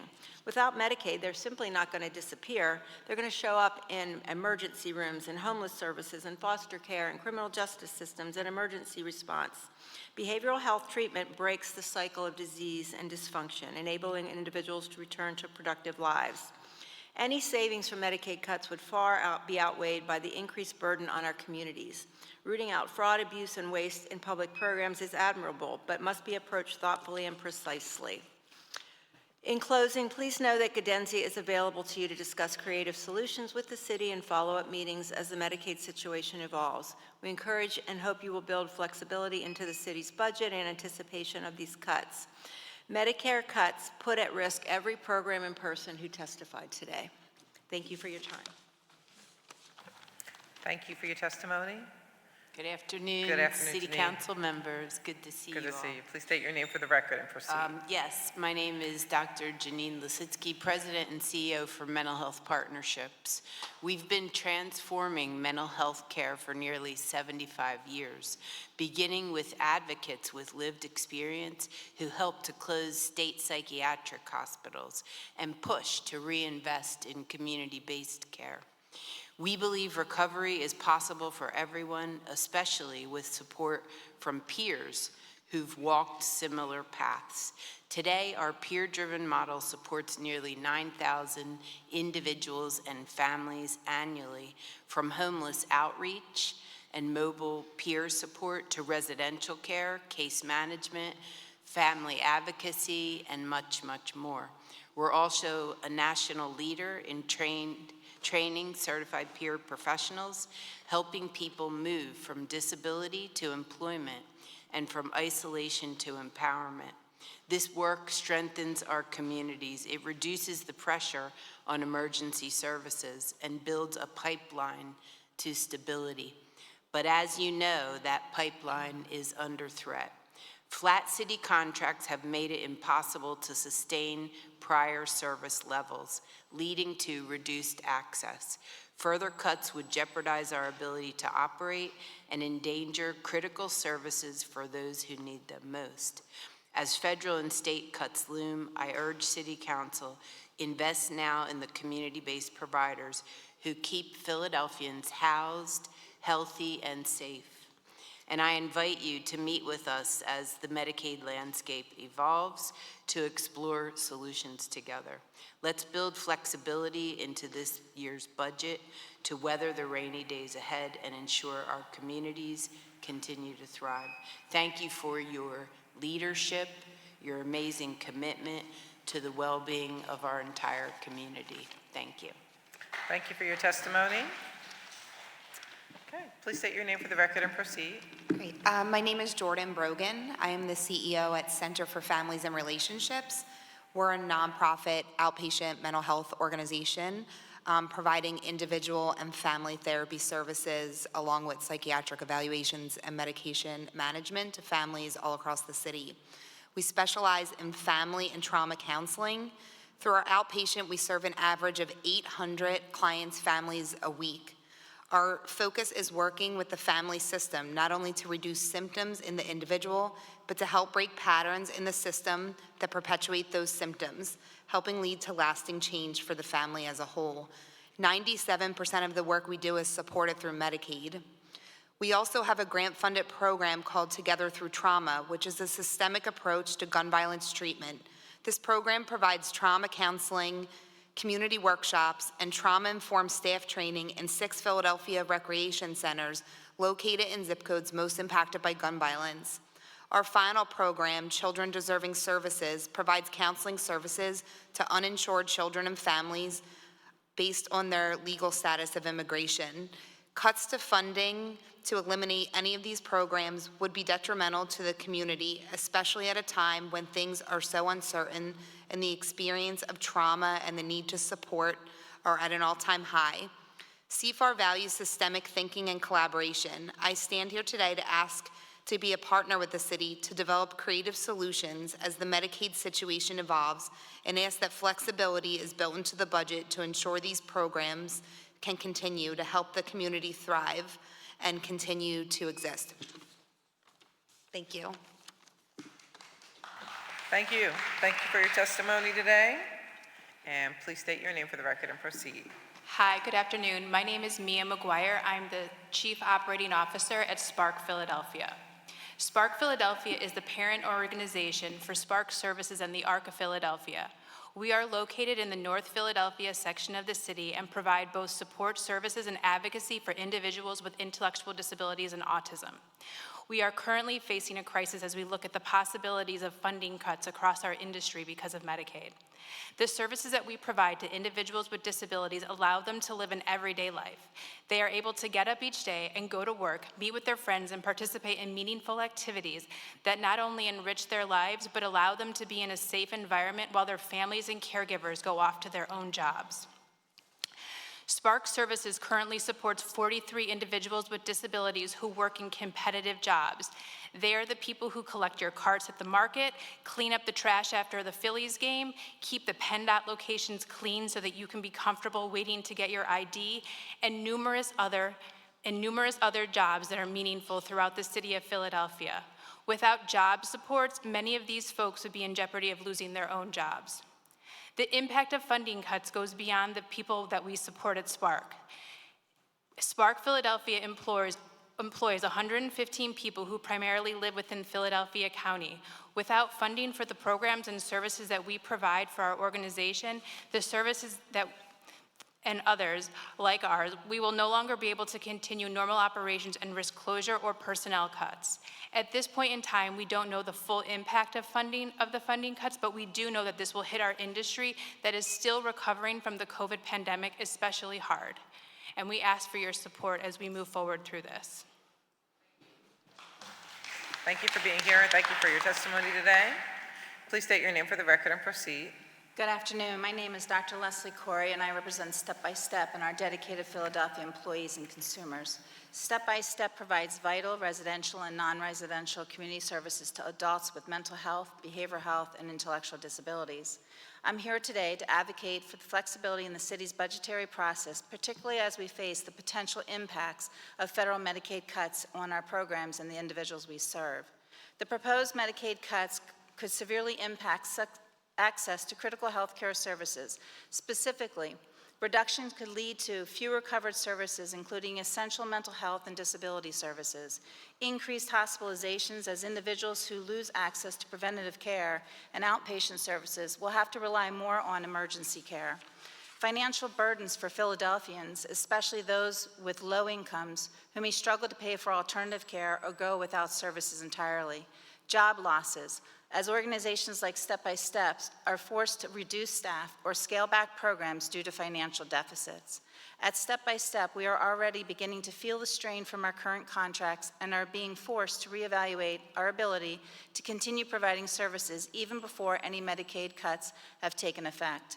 If these cuts go through, it will exacerbate existing challenges and create new barriers to care for the most vulnerable members of our community. The consequences of these cuts will disproportionately affect the people who rely on Medicaid the most: low-income families, children, elderly individuals, and people with disabilities. This will lead to worse health outcomes, more significant health disparities, and long-term financial strain on the city.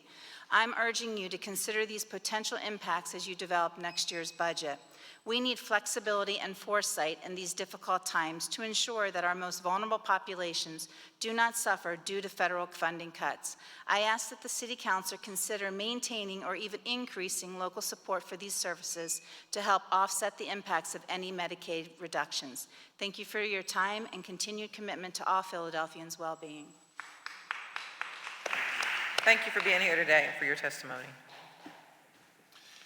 Good afternoon, everyone. My name is Jake Becker, and I have the privilege of serving as the Managing Director for Health Services at Public Health Management Corporation. It's now 2-1. The Phillies are going into the bottom of the ninth in the first game of the doubleheader. So we're here in the afternoon. I want to simply say thank you on behalf of Mike Pearson, the CEO of Public Health Management Corporation. I grew up in Alny, a couple blocks from Alny High School, product of the Philadelphia Public School System, and I'm a Germantown resident, Council Member Bass.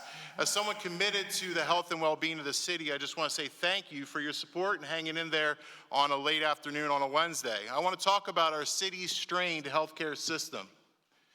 And I want to explain what's at stake, in particular for community hospitals and service providers who don't have access to reliable funding, and how cuts to reimbursement efforts such as Medicaid exacerbate existing challenges providing healthcare services in critical social service settings to communities where this is needed most. To illustrate this, let's actually talk about something positive. The public health campus for PHMC at Cedar, which was developed in partnership with the hospitals of the University of Pennsylvania as well as CHOP. This was an innovative risk-taking activity that's in effort to prevent what's happening at Crozier in Chester, to prevent what happened at Hahnemann 6 years ago. Organizations even as large or as collaborative as Penn and CHOP and PHMC are really being attacked by all sides, and this isn't a big versus small organizational situation. This is the integral fabric of healthcare in Philadelphia for our communities that are most vulnerable. That's why we're here at the Alliance, and something that we're very proud to be part of. And so we really want to make sure that you and council are really aware of the public health fabric that takes all of us. It's not one organization, it's not one health system, it's not one group of behavioral health versus mental health. and so on. And so I just simply want to say thank you for your support to this point. We know that your attention is necessary as we continue to move forward with the budgeting process, and we're dealing with all the nonsense from the federal government on top of that. I think that's public record, nonsense from the federal government. I said that? Hey. All right, we get this, Phillies. We can do it. So I just simply want to say that there is a real funding threat. Big organizations are dealing with it, even as we try and protect these necessary community-based hospitals like what's happened in Cedar. Thank you to Councilmember Gautier. Thank you to Councilmember Ahmad. Thank you to Councilmember O'Rourke and all of you who have been invested in community-based solutions. 257. There we go. Thank you for your testimony. Chair recognizes Councilwoman Ahmad. I have a question for you, actually. Thank you, Madam Chair. I just wanted, I know the partnerships are, you mentioned CHOP and PEN and you, and obviously we're facing draconian cuts. Yep. Problematic, deeply problematic. However, CHOP and PEN do have deep reserves. And I want to know how we're leveraging that, and I don't know what PHMC has. PHMC does not have deep reserves. If there was to be a public-private partnership set up for having a fund that we could draw on in terms of filling the gap, is that something that we could get these entities, and it could have a sunset, it could be, because we're also strapped, right? Of course. We are strapped for dollars, how we allocate across the board. And because we have heavy hitters in this space, and we're grateful that you are looking at community health and these services, but I just want everyone to dig a little deep to see what can we do, how creative we can be to stand in this gap. I'm hoping this is not forever, and we can sunset a fund like that. Yep. And there could be a capital piece, because I know there's some renovation needs in that space, which I'm a little curious why we have them in the first place, in terms of how it was built. That's a whole other conversation, because there was an RCAP involved with that. So I'm a little concerned that we have so many building issues when there was public money involved in putting that together in the first place. But that ship has sailed at the moment, so we still have people to take care of. Right. So I am asking, as you're asking us, I'm asking you and your partners to actually look to see what can you do in terms of leveraging resources you might have to come to some joint solution on that. Well, because we are strapped. Thank you, Madam Chair. Absolutely. In this particular project, just as with the Alliance, it really requires us getting along well with each other in order to make sure that we can get along well with our public partners, whether that's at the city level, the state level, or even at the federal level, with conversations that I have around the Federally Qualified Health Center program. That's an important part of what happens at Cedar, as well as in 4 other locations. And so it really does require 3 large organizations with track records across the city that haven't always played well in the sandbox, together with others who had the audacious vision during COVID to try to engage and support this really essential community resource at 54th and Cedar. And it's one thing to have the honeymoon energy once you get started in the midst of a crisis in COVID on the heels of what happened at Hahnemann. It's another thing to really figure out how to sustain that, and that's a really important conversation that we need to continue to have, and maybe having public engagement, the engagement of relevant council members, really would be helpful for us to continue to make sure that all 3 parties, sit at the table effectively for the right community solutions that are necessary. I agree that we need to do that, so I'm just asking, because there's an urgency of time and the urgency of how we're going to pass this budget. So in this interim space, we need to come up with an ask that is more in line with what we can afford. So just if you can take that back, and then we can have further conversations to push the public-private conversation. And again, I said, it can be sunsetted, it can be a limited partnership to get us through this time.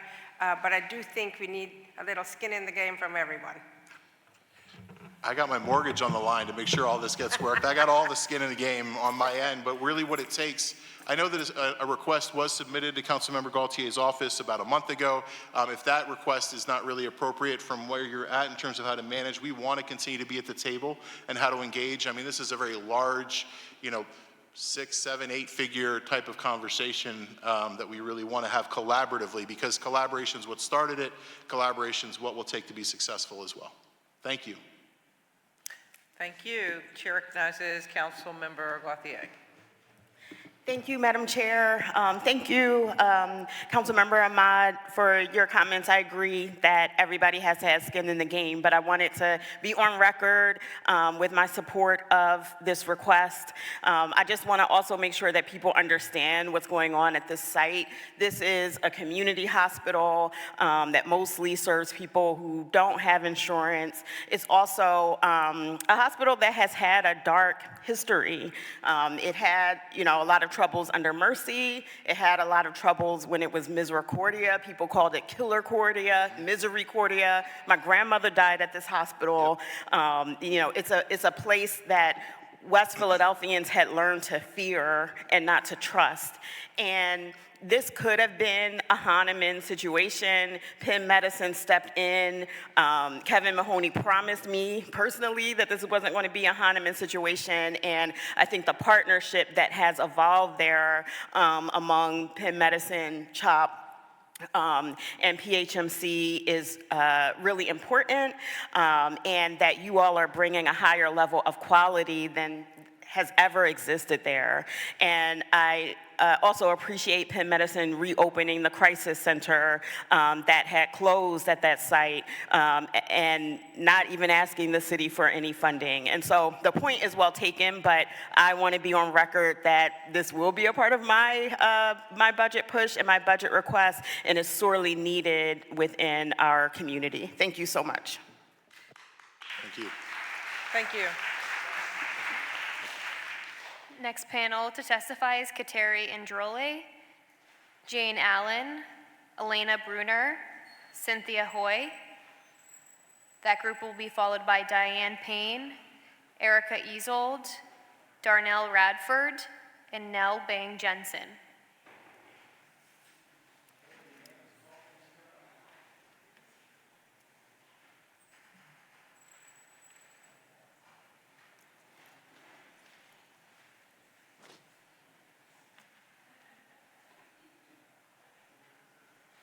Thank you for being here today.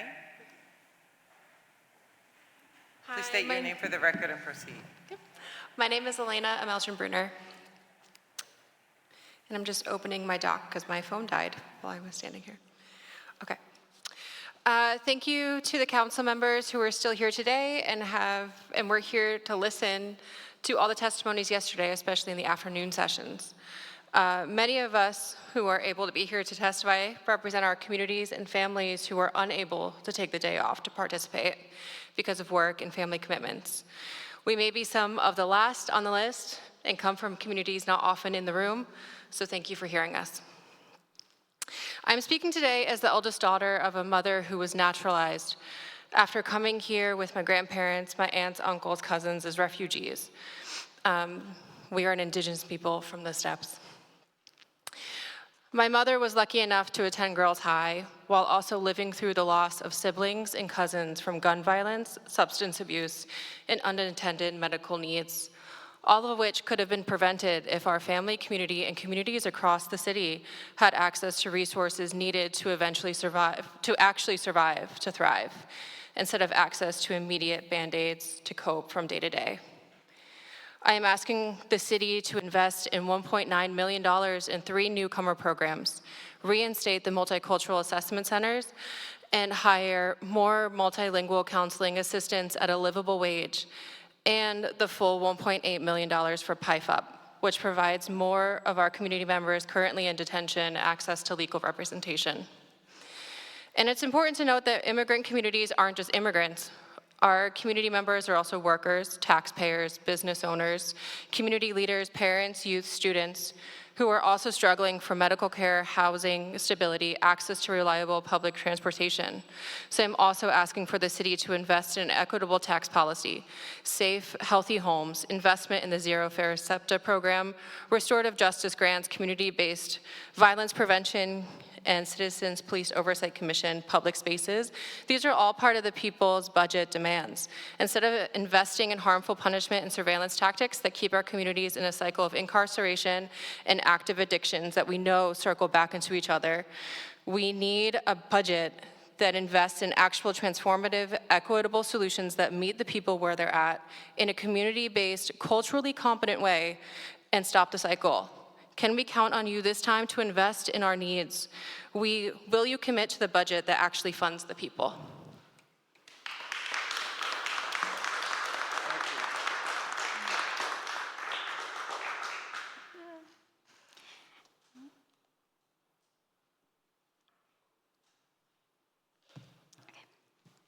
Hi everyone, my name is Cynthia Hugh. I'm a member of Asian Americans United and I live in South Philly. I'm here because I'm concerned about the proposed city budget. Public health and behavioral health services are only going to receive $193 million, while the city is planning to upgrade the police force's new bikes and uniforms with a whopping $872 million budget. That is a slap in the face to all Philadelphians. My father is disabled and has battled chronic illness for the last 15 years. Getting seen by a doctor at a city health center is one of the most difficult and time-consuming parts of managing his health. We often can't get an appointment for months. My friends say, by the time we get seen, we'd already been healed, so what's the point? Last year, my mom had a cancer scare. The costs of testing scared her more than the scare itself, than the cancer itself, to the point that she decided to hold off on getting treatment. Now imagine if the city health centers had the funding they need for adequate staff, a city budget that equips them to serve people and their needs. No more delaying appointments, no more cancer scares that go untreated. Isn't that vision of Philly beautiful? But none of that is possible if City Council goes through with the proposed tax cuts. Cutting taxes for big corporations means stealing from the pockets of people like my family. It means forcing moms like mine to suffer in silence instead of being helped by our city.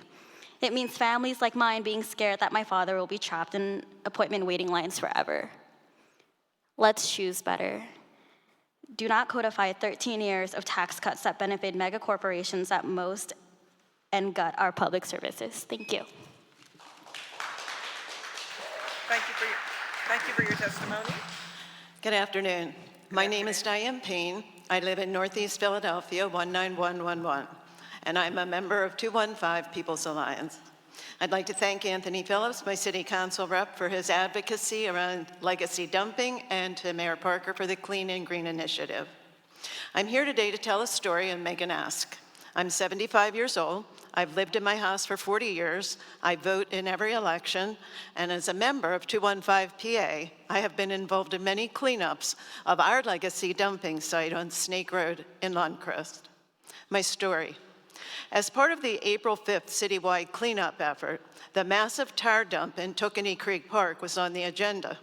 I was part of the human chain that descended into a muddy ravine in the park to roll out 4,000 illegally dumped tires, despite cameras being in place. By 3 p.m. that day, I began having stomach pains. By 7:30 p.m. that evening, my daughter took me to local ER. And by midnight, I had emergency hernia surgery, which my doctor characterized as lucky I came in when I did. Our coalition stories, legacy dumping and litter, are as much Philly culture as hoagies and cheesesteaks. Our coalition members' stories involve citizens of all ages and backgrounds fighting to reclaim our streets and neighborhoods. There are countless stories from across the city of volunteer anti-dumping armies. Between the World Cup and the 250th anniversary, our city will be showcased far and wide. Now is the time to expand and strengthen the Clean and Green platform. My ask. Only 4% of the city budget is allocated for dumping prevention. We in 215PA and the Clean Philly Now Coalition applaud increased cleanup efforts in the advent of the DA Quality of Life Department with the goal of enforcement. But a focus on cleaning will not engender a culture change and is not sustainable. We need resources put into serious enforcement and prevention strategies like small hauler convenience centers and education to begin to change the culture of Philadelphia from filthy to fresh. Please increase the budget allotted to prevention to invest in a sustainable, clean, and green Philadelphia. Thank you.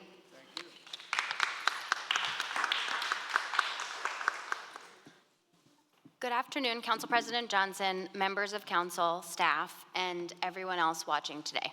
My name is Jane Allen, and I'm providing testimony in my capacity as Government and External Affairs Director for the Philadelphia Association of Community Development Corporations.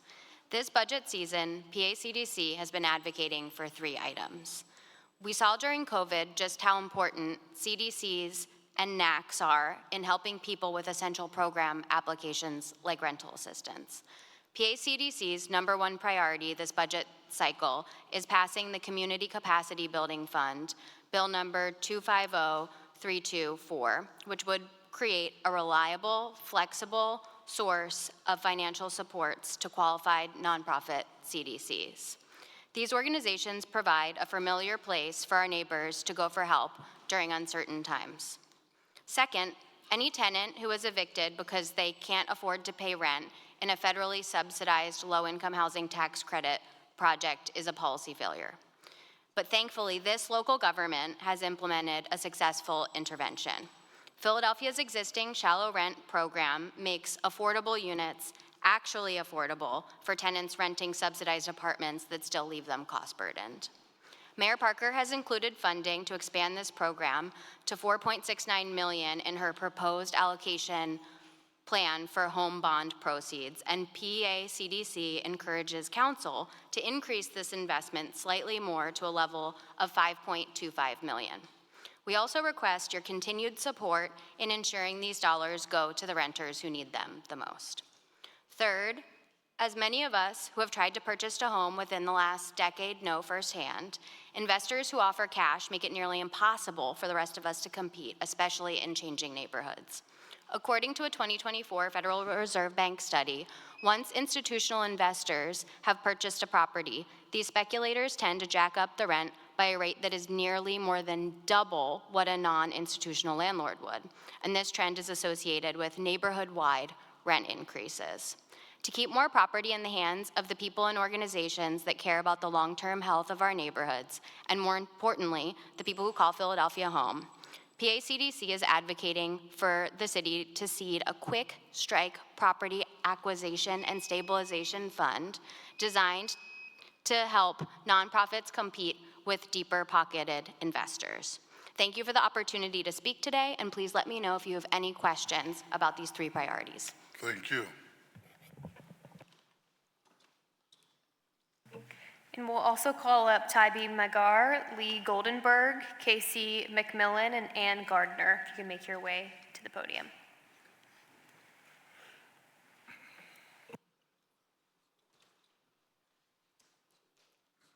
You can go ahead and state your name and proceed with your testimony. Great. We're sort of all the whole group together, so I was just waiting for the rest of us. Hello. I'm Erica Easold. I'm the Executive Director of Quintessence Theater in Northwest Philadelphia. Happy to be here today at the end of the day to talk about our creative economy. We're glad that that came up in conversation earlier. I want to start by thanking the whole council for welcoming us here, and in particular, Councilmember Landau for encouraging us to come today and advocate.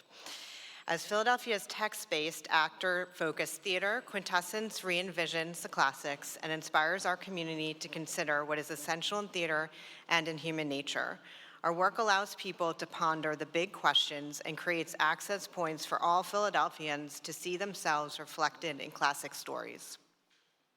I'm here today to ask for your increased support for arts and culture.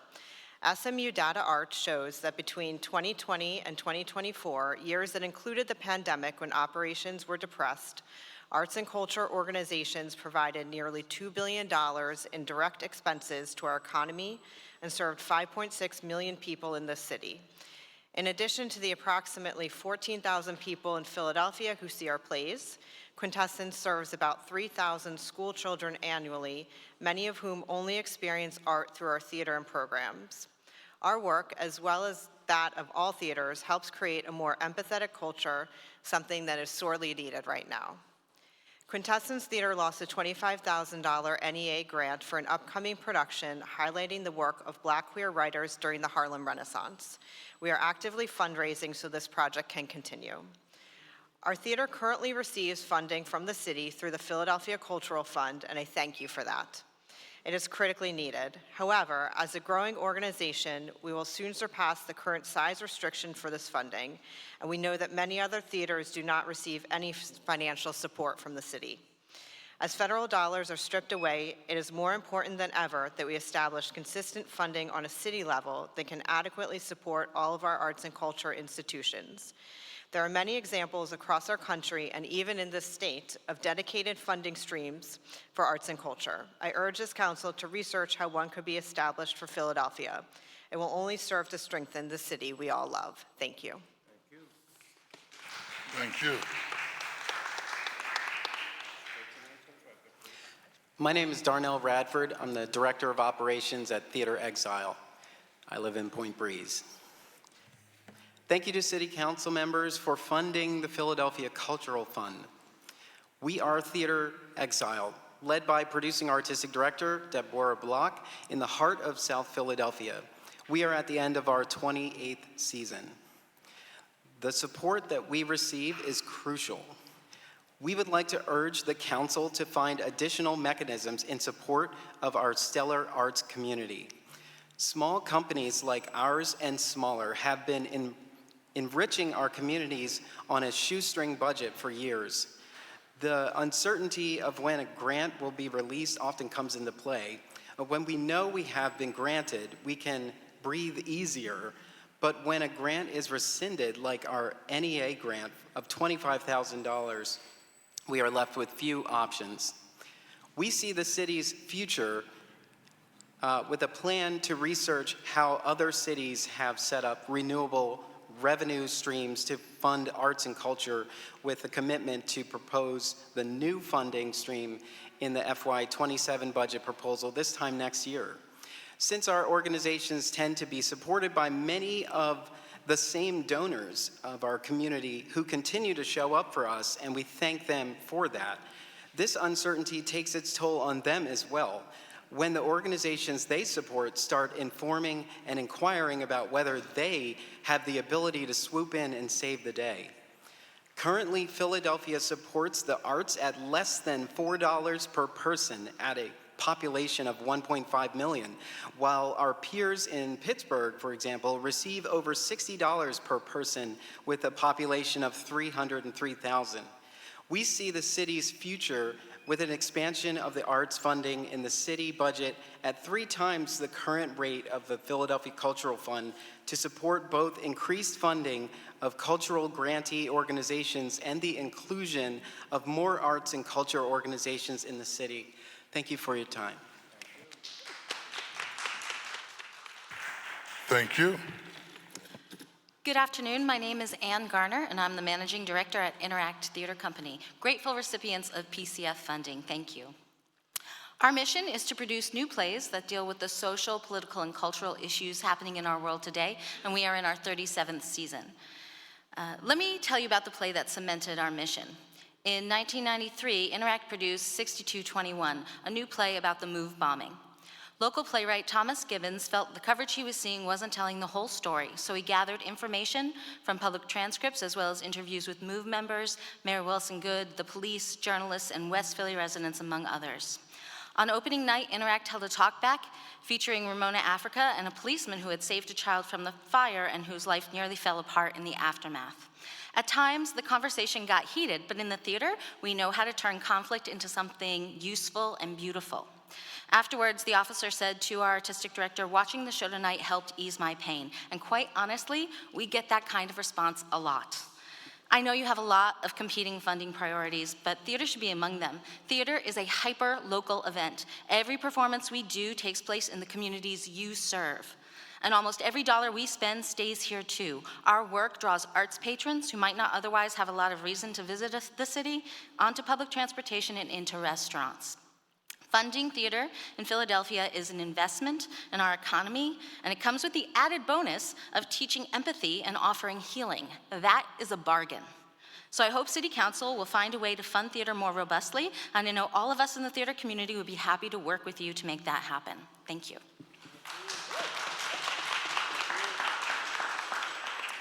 Thank you so much to the council members who are still here. I'm Nell Bung Jensen. I am the CEO and producing director of Fringe Arts in Philadelphia. I want to say I do not envy any of your roles. It is very hard to weigh all of these different priorities, and I really just hope that the arts can be among them. It's hard to articulate the value of the arts, but there's more and more data being shown about its benefits to public health, to building social connections and strong neighborhoods. I moved here 15 years ago to Philadelphia to make a show for the Philadelphia Fringe Festival, and now really am in my dream job at this point in time. Like so many other arts organizations, you'll hear from many of my colleagues, we recently lost funding from the National Endowment of the Arts. As we all know in this room, the federal administration has an aggressive policy against care and civic spaces, which I really feel like are what these arts organizations do.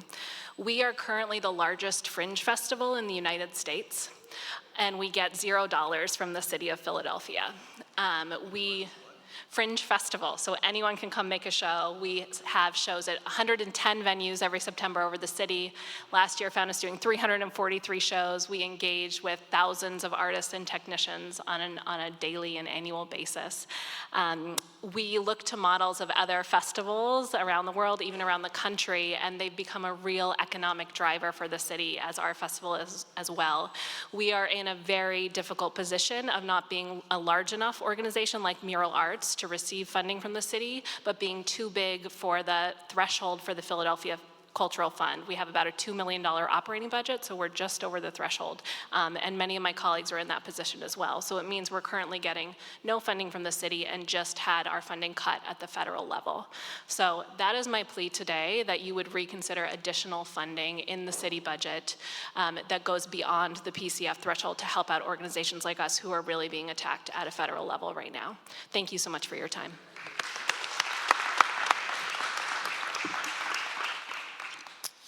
My name is Tyler Dabrowski, and I'm one of the artistic directors at Philadelphia Theater Company, based at the Suzanne Roberts Theater right here on Broad Street.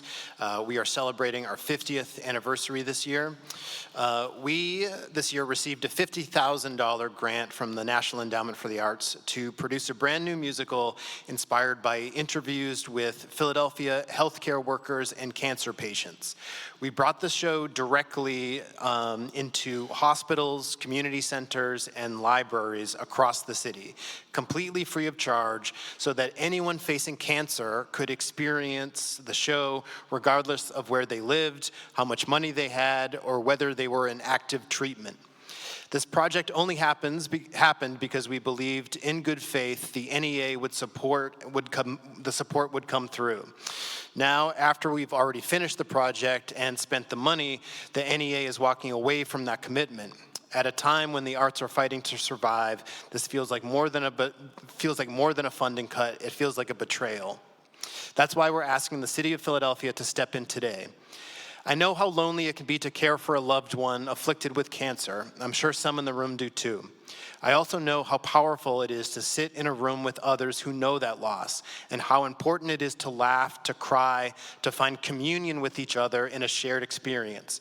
Theater creates that space. It gives us the chance to feel less alone, to feel seen, to feel human. The arts aren't a luxury, they are a public good. And if the federal government is abdicating its responsibility to fund the arts, then we must take it up here at home. Philadelphia is one of the greatest art cities in the country. We are urging our elected officials to increase funding for the arts now when we need it most, so it stays that way. Thank you for your time. I wanna, excuse me, sir, just real quick. I just wanna thank you for the work that you do with the Suzanne Roberts Center, which is located on the Avenue of the Arts in the 2nd Councilmanic District. I learned recently that that's the family of Brian Roberts as well. It's named after him, his mom actually. And so I know that a lot of work that they do was in terms of the arts, along Avenue of the Arts. So it's a great theater, so keep up the good work. Thank you very much. Thank you. Thank you. And I also wanted to call up the next panel, Fabiola Davila, Jan Lasauer, Phoebe Bachman, and Patrick Houston. Hello, I'm Lee Goldenberg. I'm the managing director of the Wilma Theater, also on Avenue of the Arts. Okay. Thank you. Yeah. Also, thank First you. councilmatic district. on the east Yes, side of yes, Broad. just on the other side, Okay. exactly. But we serve all of the city. Yes, you do. Thank you all for your time, and I just want to thank all of my incredible colleagues, the community of artists. I'm just so moved to hear all of you talk about the work you do. This time last year, you may remember that I was here in these chambers with my colleague Lindsay Smiling, as you, Council, proudly recognized the Wilma as Philly's first regional theater Tony Award winner. This honor came with proclamations from all levels of government, our moment in the national spotlight, and lots of shared joy with our community of artists and audiences. And yet, in that year, the Wilma has not received a single dollar from the city of Philadelphia. We're supported at the state level by the Pennsylvania Council on the Arts for general operations and RACP for much-needed building upgrades. Our only source of federal funding, as you've heard, the National Endowment for the Arts, rescinded our grant too on May 2nd, alongside dozens of colleagues locally and hundreds nationwide. This was $25,000 spent in accordance with the guidelines on our production of The Half-God of Rainfall, a beautiful play that ran on our stage in February, and we were simply waiting for the reimbursement that will now never come. We know that arts in Philadelphia must exist as an ecosystem. As such, we are grateful that Council supports the Philadelphia Cultural Fund and the Illuminate the Arts program. We are grateful for Creative Philadelphia and the cultural plan in development under Val Gay's leadership. We appreciate that arts organizations, including Mural Arts, receive direct funding through other programs, and you have demonstrated that you believe the arts contribute to a thriving Philadelphia, and yet dozens of mid-sized organizations like the Wilma, who pay millions each year in direct wages to city residents and generate millions more in economic impact, are left out of this city budget. You can choose your own reason to support the arts because there are so many of them. We provide arts programs in public schools. We combat the loneliness epidemic. We cultivate spaces for free expression and complex conversations at a time when our First Amendment rights are under threat. Or maybe you just like that we drive tourism, keep streets safe at night, fill restaurants and parking lots. Whatever your reason, I encourage Council to increase support of the arts. This request is for this year at a critical time for us and our country, and this is a request for ongoing dedicated funding. I'm almost done. The arts are human infrastructure, just like housing or transit or schools, and they all need support accordingly. We urge you to look to peer cities, including Pittsburgh, to develop a dedicated funding stream for arts and culture. I look forward to being back in this chamber for future celebrations of our city's great arts community. Thank you. Thank you. Hello, good afternoon. My name is Casey McMillan. I'm Artistic Director of Inishnua Theater Company here in Center City. Inishnua produces compelling contemporary plays from Ireland, England, Scotland, and Wales. These plays are the lens through which we explore important ideas affecting Philadelphia right now: economic and education inequity, changing neighborhoods, healthcare and housing insecurity, addiction. We believe that seeing our challenges reflected in the context of other cultures gives us, as Philadelphians, new insight into our own conflicts and our opportunities. We produce 4 shows a year for over 5,000 patrons annually, and we do it all with a full and part-time staff of only 4, because we drive much of our budget going to dozens of freelance artists who are our backbone. We're a small company with real impact because, unlike cities where large and small theaters rarely intersect, small companies like Inishnua are key contributors to Philadelphia's ecosystem, sustaining artists' careers and allowing a diverse artistic community to put down roots, to buy homes, to raise families, to be civic participants. While we were not among those who had funding rescinded last week, we currently have an application out to the NEA, $15,000 of critical funding for next season. And given the federal government's likely demands that we renounce our commitment to diversity, equity, and inclusion, we will be forced to withdraw our application as it undermines Inishnua's values and our commitment to a vibrant, diverse Philadelphia. Thank you. We have to stick with our values. Time out, pause. I wish Councilwoman Jamie Gauthier was down here, and I see Councilwoman Dr. Nina Mai and my colleagues took the task certain institutions of higher education, notably University of Pennsylvania, unfortunately my alma mater, for not standing up and speak the truth to power when it comes to diversity, equity, and inclusion. So they could take a page out of your book and know what standing up to bully stands for. So I was one person to just say thank you. You said we withdrew our application because that's not what we represent in terms of moving forward and their restrictions on DEI. So thank you for just standing up. Yeah. Thank you, Council President Johnson. It's now where we have to live our values. That's their job, and that's the job of theater. But this loss of federal funding is likely to affect pass-through funding offered by the state as well, and that would mean a total loss of more than 15% of our annual budget next year, making it possible to do our work, to plan, and that represents jobs for Philadelphians and loss of our economic and artistic impact. Thank you, Council, for supporting the Philadelphia Cultural Fund. Their support has been vital to maintaining operations for us in this volatile period. But with the loss of state and federal funding, we ask you, please, will you deepen your commitment to the arts right now, this year, at this critical time? Thank you so much for your consideration. Thank you.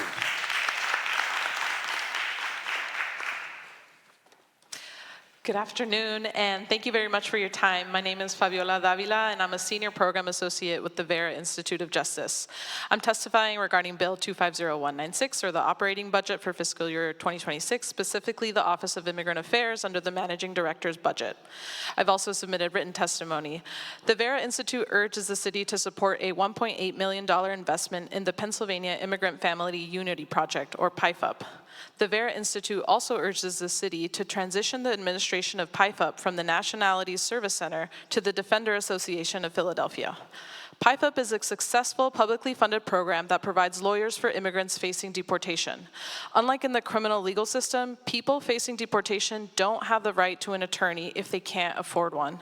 Since 2019, PIFUP has represented hundreds of Philadelphian residents. PIFUP has won legal relief for their clients, kept families together, and helped Philadelphians return to their jobs. But the need for representation is great and requires increased funding. Without a lawyer, immigrants are more vulnerable to Trump's mass detention and deportation agenda. His administration has issued executive actions that expand the use of immigration detention, gut access to federally funded legal programs, and vastly expand immigration enforcement, including right here in Philadelphia. The city must increase PIFUP's funding to ensure that Philadelphians who face detention and deportation have a meaningful opportunity to defend themselves and remain at home with their families. The Vera Institute also supports the proposed transition of the program administration from Nationalities Service Center to the Defender Association. With the Nationalities Service Center full support, the Defender Association would use the increased funding to create an immigration unit that specializes in deportation defense. My organization, the Vera Institute, oversees the SAFE Network, which is a national network of publicly funded deportation defense programs. And we have seen this model be very successful within other large public defenders' offices in places like New York, San Francisco, and Cook County, Illinois. We urge Philadelphia to protect immigrant communities by increasing its investment in PIFUP to $1.8 million in fiscal year 2026 and by transitioning this important program to the Defender Association. Thank you again for your time. Thank you. Good afternoon. My name is Patrick Houston. Thank you for this opportunity to testify. And I noticed many of the council members have been here all day. That's deeply appreciated. Talk about public service, sitting in these chairs all day and listening to our testimonies. I'm here testifying on behalf of the Housing, Equity, Repair, and Electrification for Climate Justice Coalition, Here for Climate Justice. The Here for Climate Justice Coalition brings together community organizations, home repair providers, workforce and community development partners, and climate justice groups across Philadelphia to fight for safe, affordable, fossil-free housing for all. We urge City Council to provide $10 million for the Philadelphia Energy Authority and the Built to Last Whole Home Repair Program. Built to Last is a popular, effective, and unique program serving hundreds of low-income Philadelphia households with essential home repair and energy efficiency services. The program is a critical complement to the Basic System Repair Program. Built to Last fills critical gaps that BSRP does not cover. Philadelphia needs both Built to Last under the Philadelphia Energy Authority and BSRP. Defunding Philadelphia Energy Authority, as the mayor's budget proposes, would be a step backward for affordable, equitable, synchronized home repair and energy efficiency services in Philadelphia. Thousands of Philadelphians are on the wait list for Built to Last, and here are the numbers district by district. These are the wait list numbers, the numbers you're about to hear. District 1, Squilla's, 92 on the wait list. District 2, Johnson, 226. District 3, Gaultier, 425. District 4, Jones, 366. District 5, Young, 254. District 6, Driscoll, 114. District 7, Lasada, 312. District 8, Bass, 445. District 9, Phillips, 348. District 10, O'Neill, 35. In total, 2,617 low-income households across Philadelphia are on the wait list for the Built to Last program. Many Philadelphians apply to this program because they know how thoroughly it has already served hundreds of families. Lastly, the Cure for Climate Justice Coalition wants to express gratitude to those council members who have expressed support for this program in varying ways. Councilmember Johnson, Gaultier, Young, O'Rourke, Ahmad, Landau, and Brooks, please keep that up.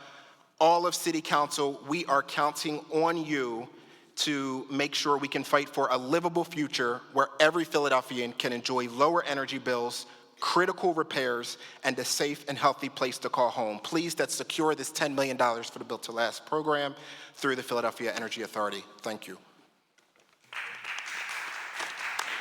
Also want to call up the next panel at this time: Julian Burnett, Sam Tower, Christopher Setz Kelly, Harista Hernandez Orsini.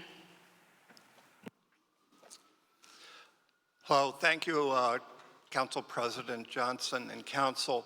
My name is Jan Lesueur. I'm from the 8th District, and I'm here representing the Friends of the Free Library of Philadelphia. I'm president of the Friends of the Chestnut Hill Library. I think we all understand and recognize the importance of libraries. I want to emphasize that they're more important now than ever. We still are feeling the fallout of the effects of the COVID period for our kids in school, and the advent of AI and high-tech things. It's more important than ever that we have educational opportunities and places for study, for reflection, and for learning to exist. We have these institutions, these branches within our communities.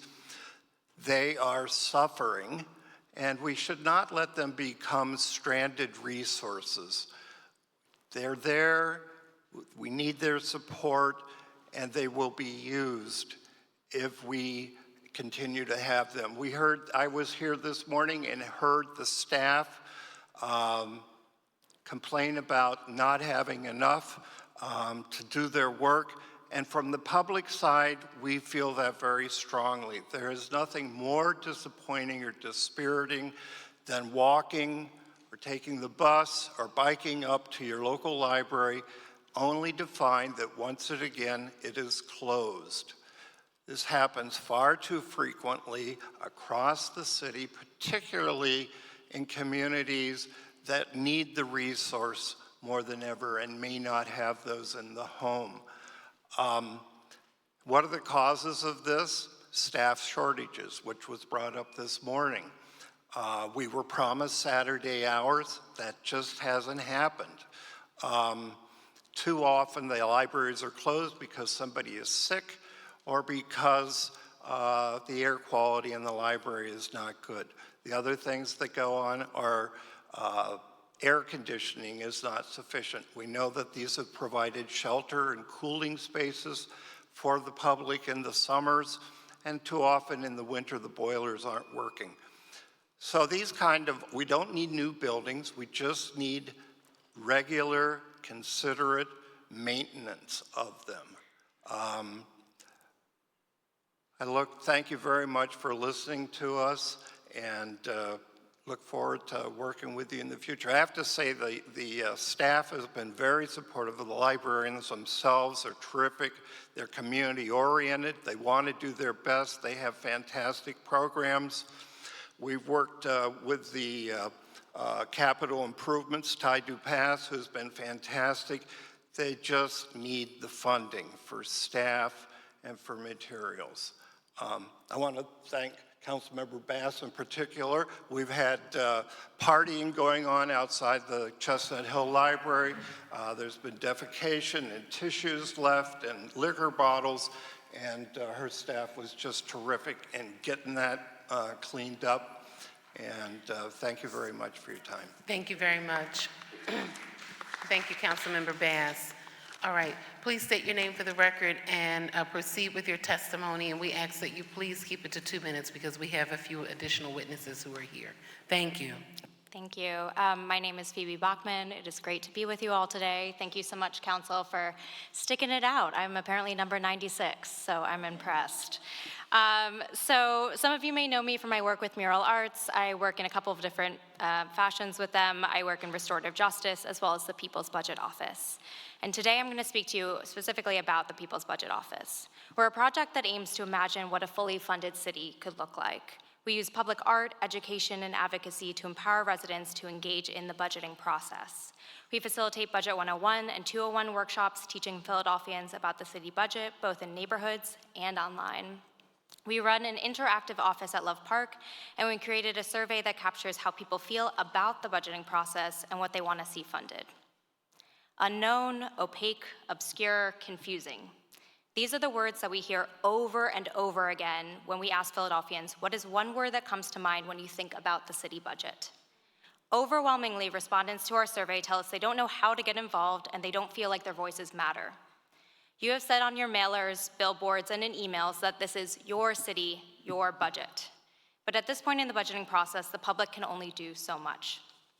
Under the previous administration, we worked closely with the city's budget office, and there was a willingness to reimagine the city's budget process from the beginning.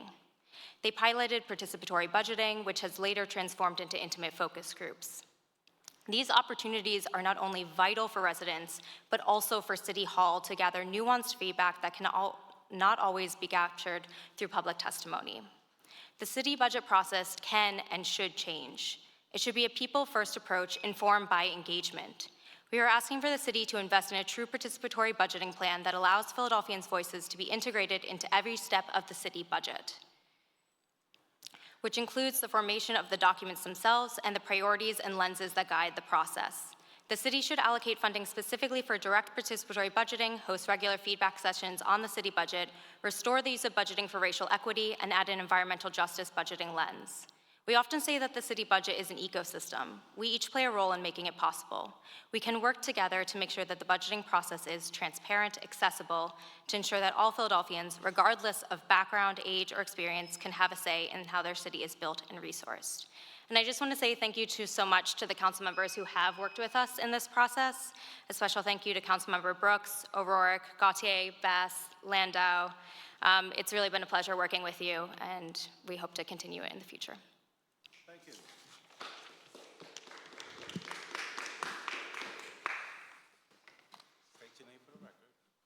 Good afternoon. My name is Christopher Setz Kelly. I'm a managing attorney at Highest Pennsylvania. I'm also a resident of District 1. Highest Pennsylvania is one of the region's immigration legal services agencies. On behalf of Highest PA, I'm writing to urge the City of Philadelphia to increase funding in the 2026 budget for deportation defense legal services by investing $1.8 million in the Pennsylvania Immigrant Family Unity Project, also known as PIFUP, under the General Budget Bill 250196. Myself and my organization also support the Defender Association's proposal to take over this program as the fiscal sponsor and home of the PIFUP program.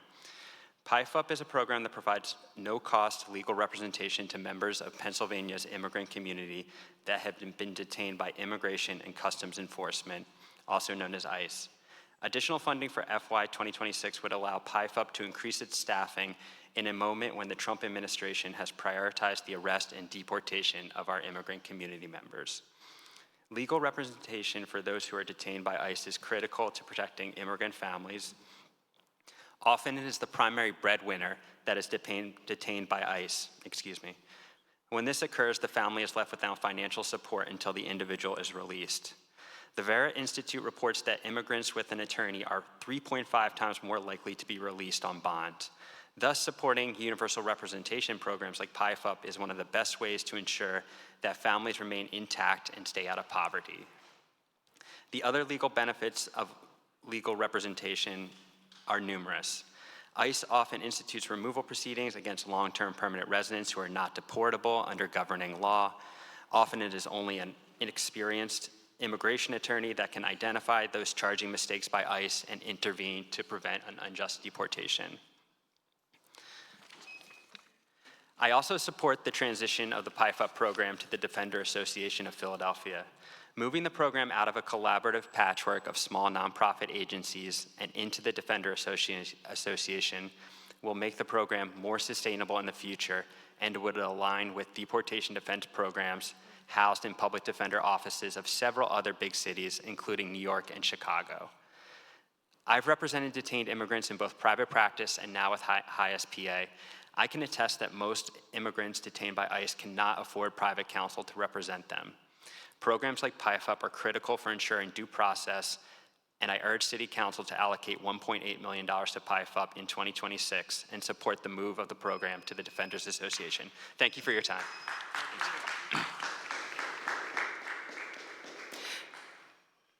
Good afternoon, council members. Thank you for your attention. Thank you for staying some extra time. Let's imagine a couple minutes ago we were hearing from all those arts and culture workers. I'm here to advocate for them. My name's Samantha Tower. I'm a West Philadelphia homeowner and constituent of District 4. I'm the executive director of Stockton Rush Bartol Foundation, as well as a theater artist, an educator, and a cultural producer and advocate. I've made my home in Philadelphia for the last 19 years since I moved here to go to University of the Arts. As a private foundation, Stockton Rush Bartol Foundation provides grants to small and medium nonprofits who provide arts education to communities they're in deep relationship with. We offer trauma-informed training to independent teaching artists who work in and out of school time and operate programs in community spaces and activate libraries and recreation centers. The educators we serve are vital change makers in their communities, providing youth and adults across the city with access to traditional cultural art forms, valuable life skills, and a supportive place to grow and learn outside of work and school. The demand on our arts educators is massive, and it is only getting bigger as more resources are cut from other areas. Our communities benefit enormously from clear and direct resources for the community arts. So that means initiatives like the Neighborhood Arts Program, the Illuminate the Arts Fund, and the Philadelphia Cultural Fund. So I thank you for maintaining the stability in those programs through Creative Philadelphia. They also rely on a fully funded SEPTA transportation system to get to and from work. I want to reiterate what my colleagues mentioned about the loss of the NEA funding, and it's begun to affect our independent arts educators who already have precarious access to resources, who are gig workers and contract workers. I was going to tell you about all the amazing impact that they're making, but I'm going to keep that short now. So what impact for us looks like is young people in North Philadelphia practicing bomba, young people in Northwest Philadelphia studying theater in a church, veterans coming together to write poetry, a collective of Black women filmmakers sharing creative entrepreneurial skills, young people in South Philadelphia studying Cambodian classical arts. When young people ask me, when I ask young people what they want from their city, they always say safer places to gather, and that is what our arts educators provide. So I ask you to continue increasing support for the arts and culture so that our young people have a safe and supportive place to go after school and outside of work. And we have that 1.5 million people calling Philadelphia home. Let's give them some good, because the presence of risk is bad, but the absence of good is devastating. Thank you very much for listening to me. We have Greg Holston, Latoya Ayers, Lisa Bonita Tebus, Jean Spence, Colleen Ott, Andre Dawkins, Paulette Whitfield, and Jeremy Blatstein.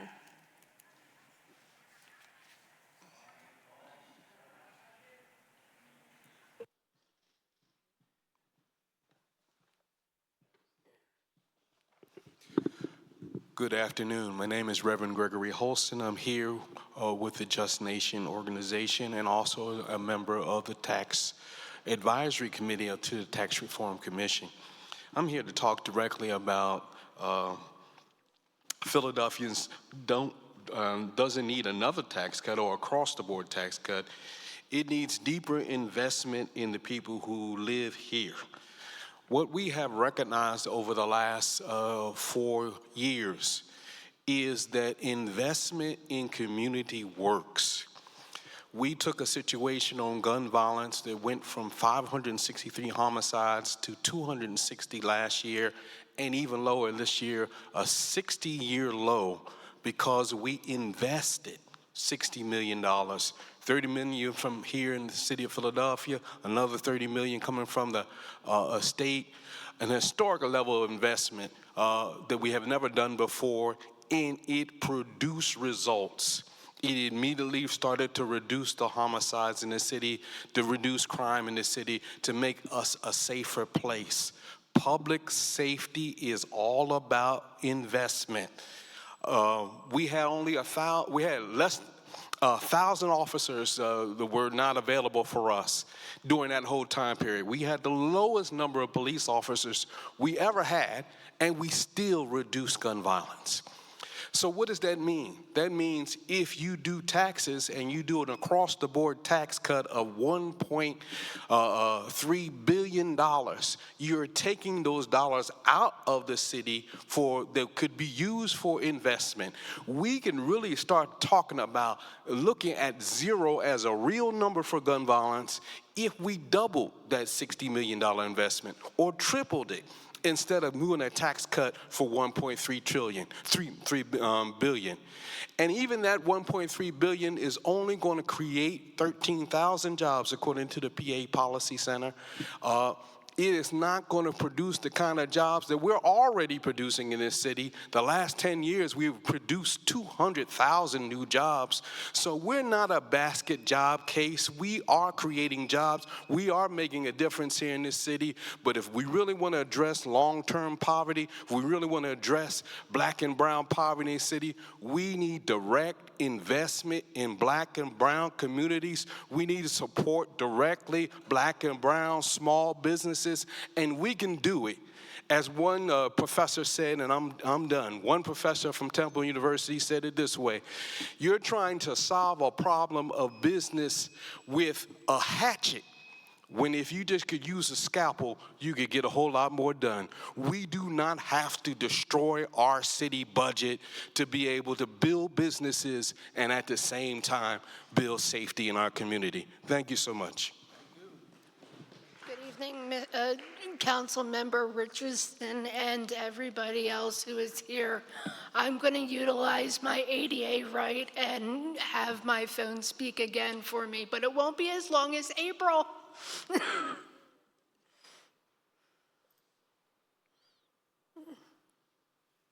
I'm the autistic founder of the Autistic Art Coalition of Philadelphia, as some council members know, which is also a nonprofit. We are a community partner of Mural Arts Philadelphia. Our programming can be found on Tuesdays in the Mural Arts Tacony Lab Community Arts Center from 6 to 8 in the evenings, or on Thursdays in Liberty Resources from 1 to 2:30. I am also one of the founding core members of City Year of Philadelphia, an America Corps program during my service year in 1997-1998 with Council President Johnson. I served with Mural Arts Philadelphia. Back in the day, City Year wasn't just only in the schools of Philadelphia. During this year of service, I had learned so much from scouting walls on rainy and overcast days, just like this day in north, south, east, and west, to getting up on the scaffolding, the old way, and painting a mural from start to finish, doing the grid work first for the artist, to office paperwork for Jane Golden. And then on bright and sunshiny days, I would get up on the scaffolding, versus with the parachute cloth today, with the artist and volunteer and paint. I even helped during the Presidential Summit in 1998. Mural arts and working with is one of the most wonderful feelings ever for this Philadelphia, right here in my hometown, the city I love no matter what. Murals also help with mental health matters too. Later on in life, I did go to art school. I am a professional photographer. During that time, I did still occasionally paint. Today I am the autistic founder and CEO of the Autistic Art Coalition of Philadelphia because of my lived experience directly with mural arts. Keep hearing about this current administration taking on the art sector. Since Philadelphia is known for its art, whether it's singing, drawing, painting, or just being the mural capital of the world, I still see a lot of sore spots. As an autistic individual who picks up the detail that others don't, and maybe you do, but you just don't know what to do about it, now is the time to do something about it. Now is the time to do those not so easy projects. Now is the time to re-beautify the city as we know, because I know for myself that a community mural brings together neighbors who might not necessarily come together. We have the ability as Philadelphia fans, from what I have noticed during large-scale events like when the Pope came, Philadelphia pulled it off. I think that it is imperative that we act on the arts and not shut it down. I think it's imperative that we turn up the spice and show the world who we are. Come on now, the 250th is coming. FIFA is coming. Now is the time to act. Now is the time to invest in the art, not take away the arts. Oh, and I also support Vision Zero. Have a great day. Peace.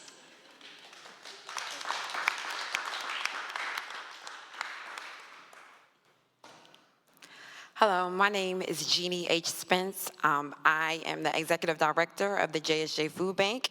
I am the first registered nurse women-led organization for the SFSP program sponsor, which is the Summer Food Service Program sponsor, and a Child and Adult Care Food Program sponsor. I have been approved by the Pennsylvania Department of Education to provide a Healthy Minds, Healthy Hearts program with the Free Philadelphia Libraries. It's a no-cost service. It helps provide nutritional education for students and their families. The JSJ Food Bank is here to help. We discussed the different increased tax cuts and the budget cuts.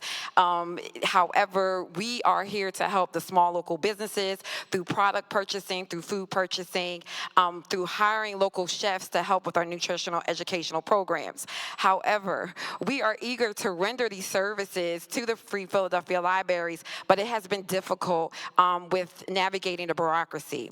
But despite the frustrations, the ongoing emails, I can definitely say that Isaiah Thomas, council member at large, and Kizzy Lozado has been extremely helpful with understanding how to maneuver the process, and we are here to help the Free Libraries of Philadelphia. So my issue is raised is how can we have a solidified agreement or some type of partnership accessible to understand the policies and processes for nonprofit organizations that is just here to help the city. Thank you.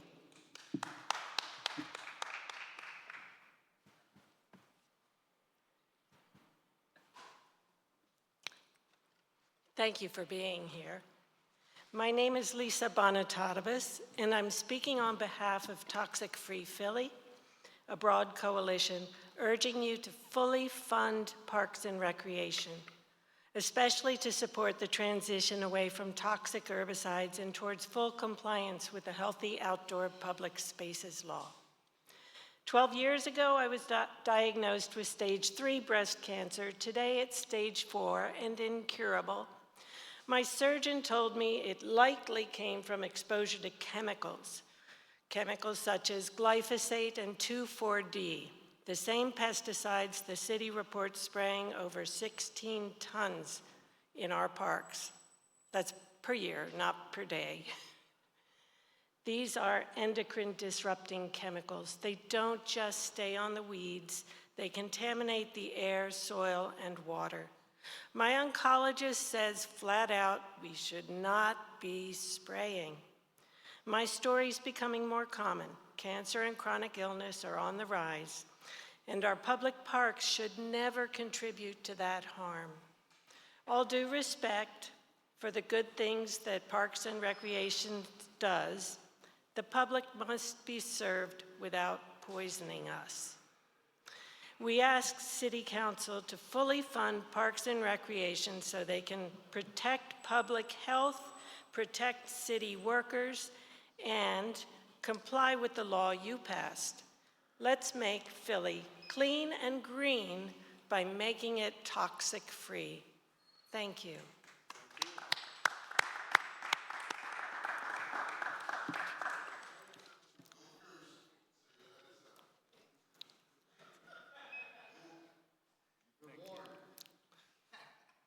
No goofballs? I'm kidding.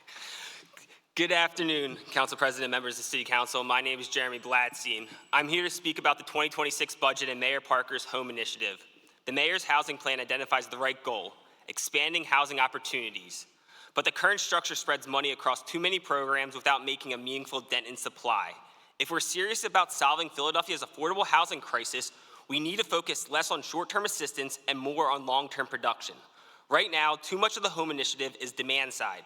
Vouchers, repair programs, rental assistance. These are important, but they don't create new homes. They chase too few units with too many dollars. That only drives up prices. What Philadelphia needs is a supply-side engine, a revolving loan fund dedicated to financing new affordable housing construction. This isn't speculative. It's been proven to work in places like Montgomery County, Maryland, where a revolving fund has created thousands of units and paid itself back over time. It's a fiscally responsible approach that turns one-time dollars into permanent solutions. Let's stop putting Band-Aids on a supply problem. Let's build. I urge this council to allocate real capital, $100 million, into a revolving loan fund as part of the 2026 budget. If we want results, we need to stop subsidizing scarcity and start investing in production. A few more quick points.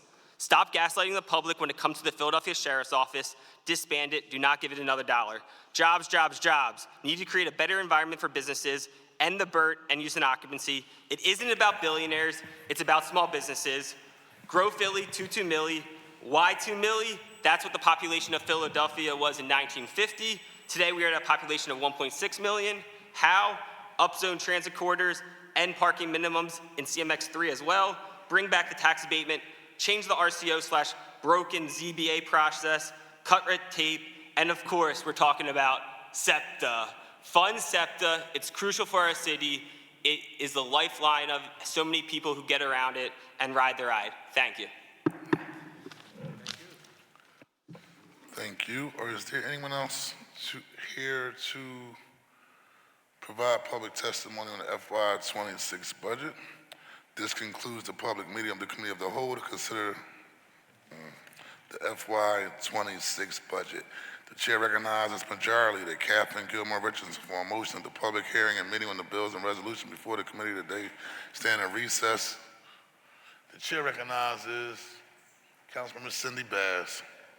Thank you, Mr. President. I just had a question in regards to callbacks.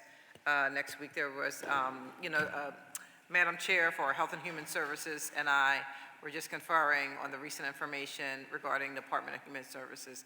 We just wanted to make sure that there was going to be an opportunity to have them come back. I don't think we have it on our schedule at this moment, but we can talk offline. I have a recommendation in terms of how I think best to address it. Thank you so much. Very good. You're welcome. Chair recognizes Majority Leader Gilmore Richardson for a motion that the public hearing and meeting on the bills and resolution before the committee today stand in recess till Wednesday, June the 4th, 2025 at 9 a.m. in room 400, City Hall. So moved, Mr. Chairman. It has been moved and properly seconded that the public hearing and meeting on the bills and resolutions before the committee today stand in recess till Wednesday, June the 4th, 2025 at 9 a.m. room 400, City Hall. All those in favor signify by saying aye. Those opposed, the ayes have it. And the motion carries. The committee will stand in recess till Wednesday, June the 4th, 2025 at 9 a.m., which we will reconvene in room 400. Thank you very much, and colleagues, thank you for your very, very hard work and your dedication in showing up as we evaluate the FY26 proposed budget.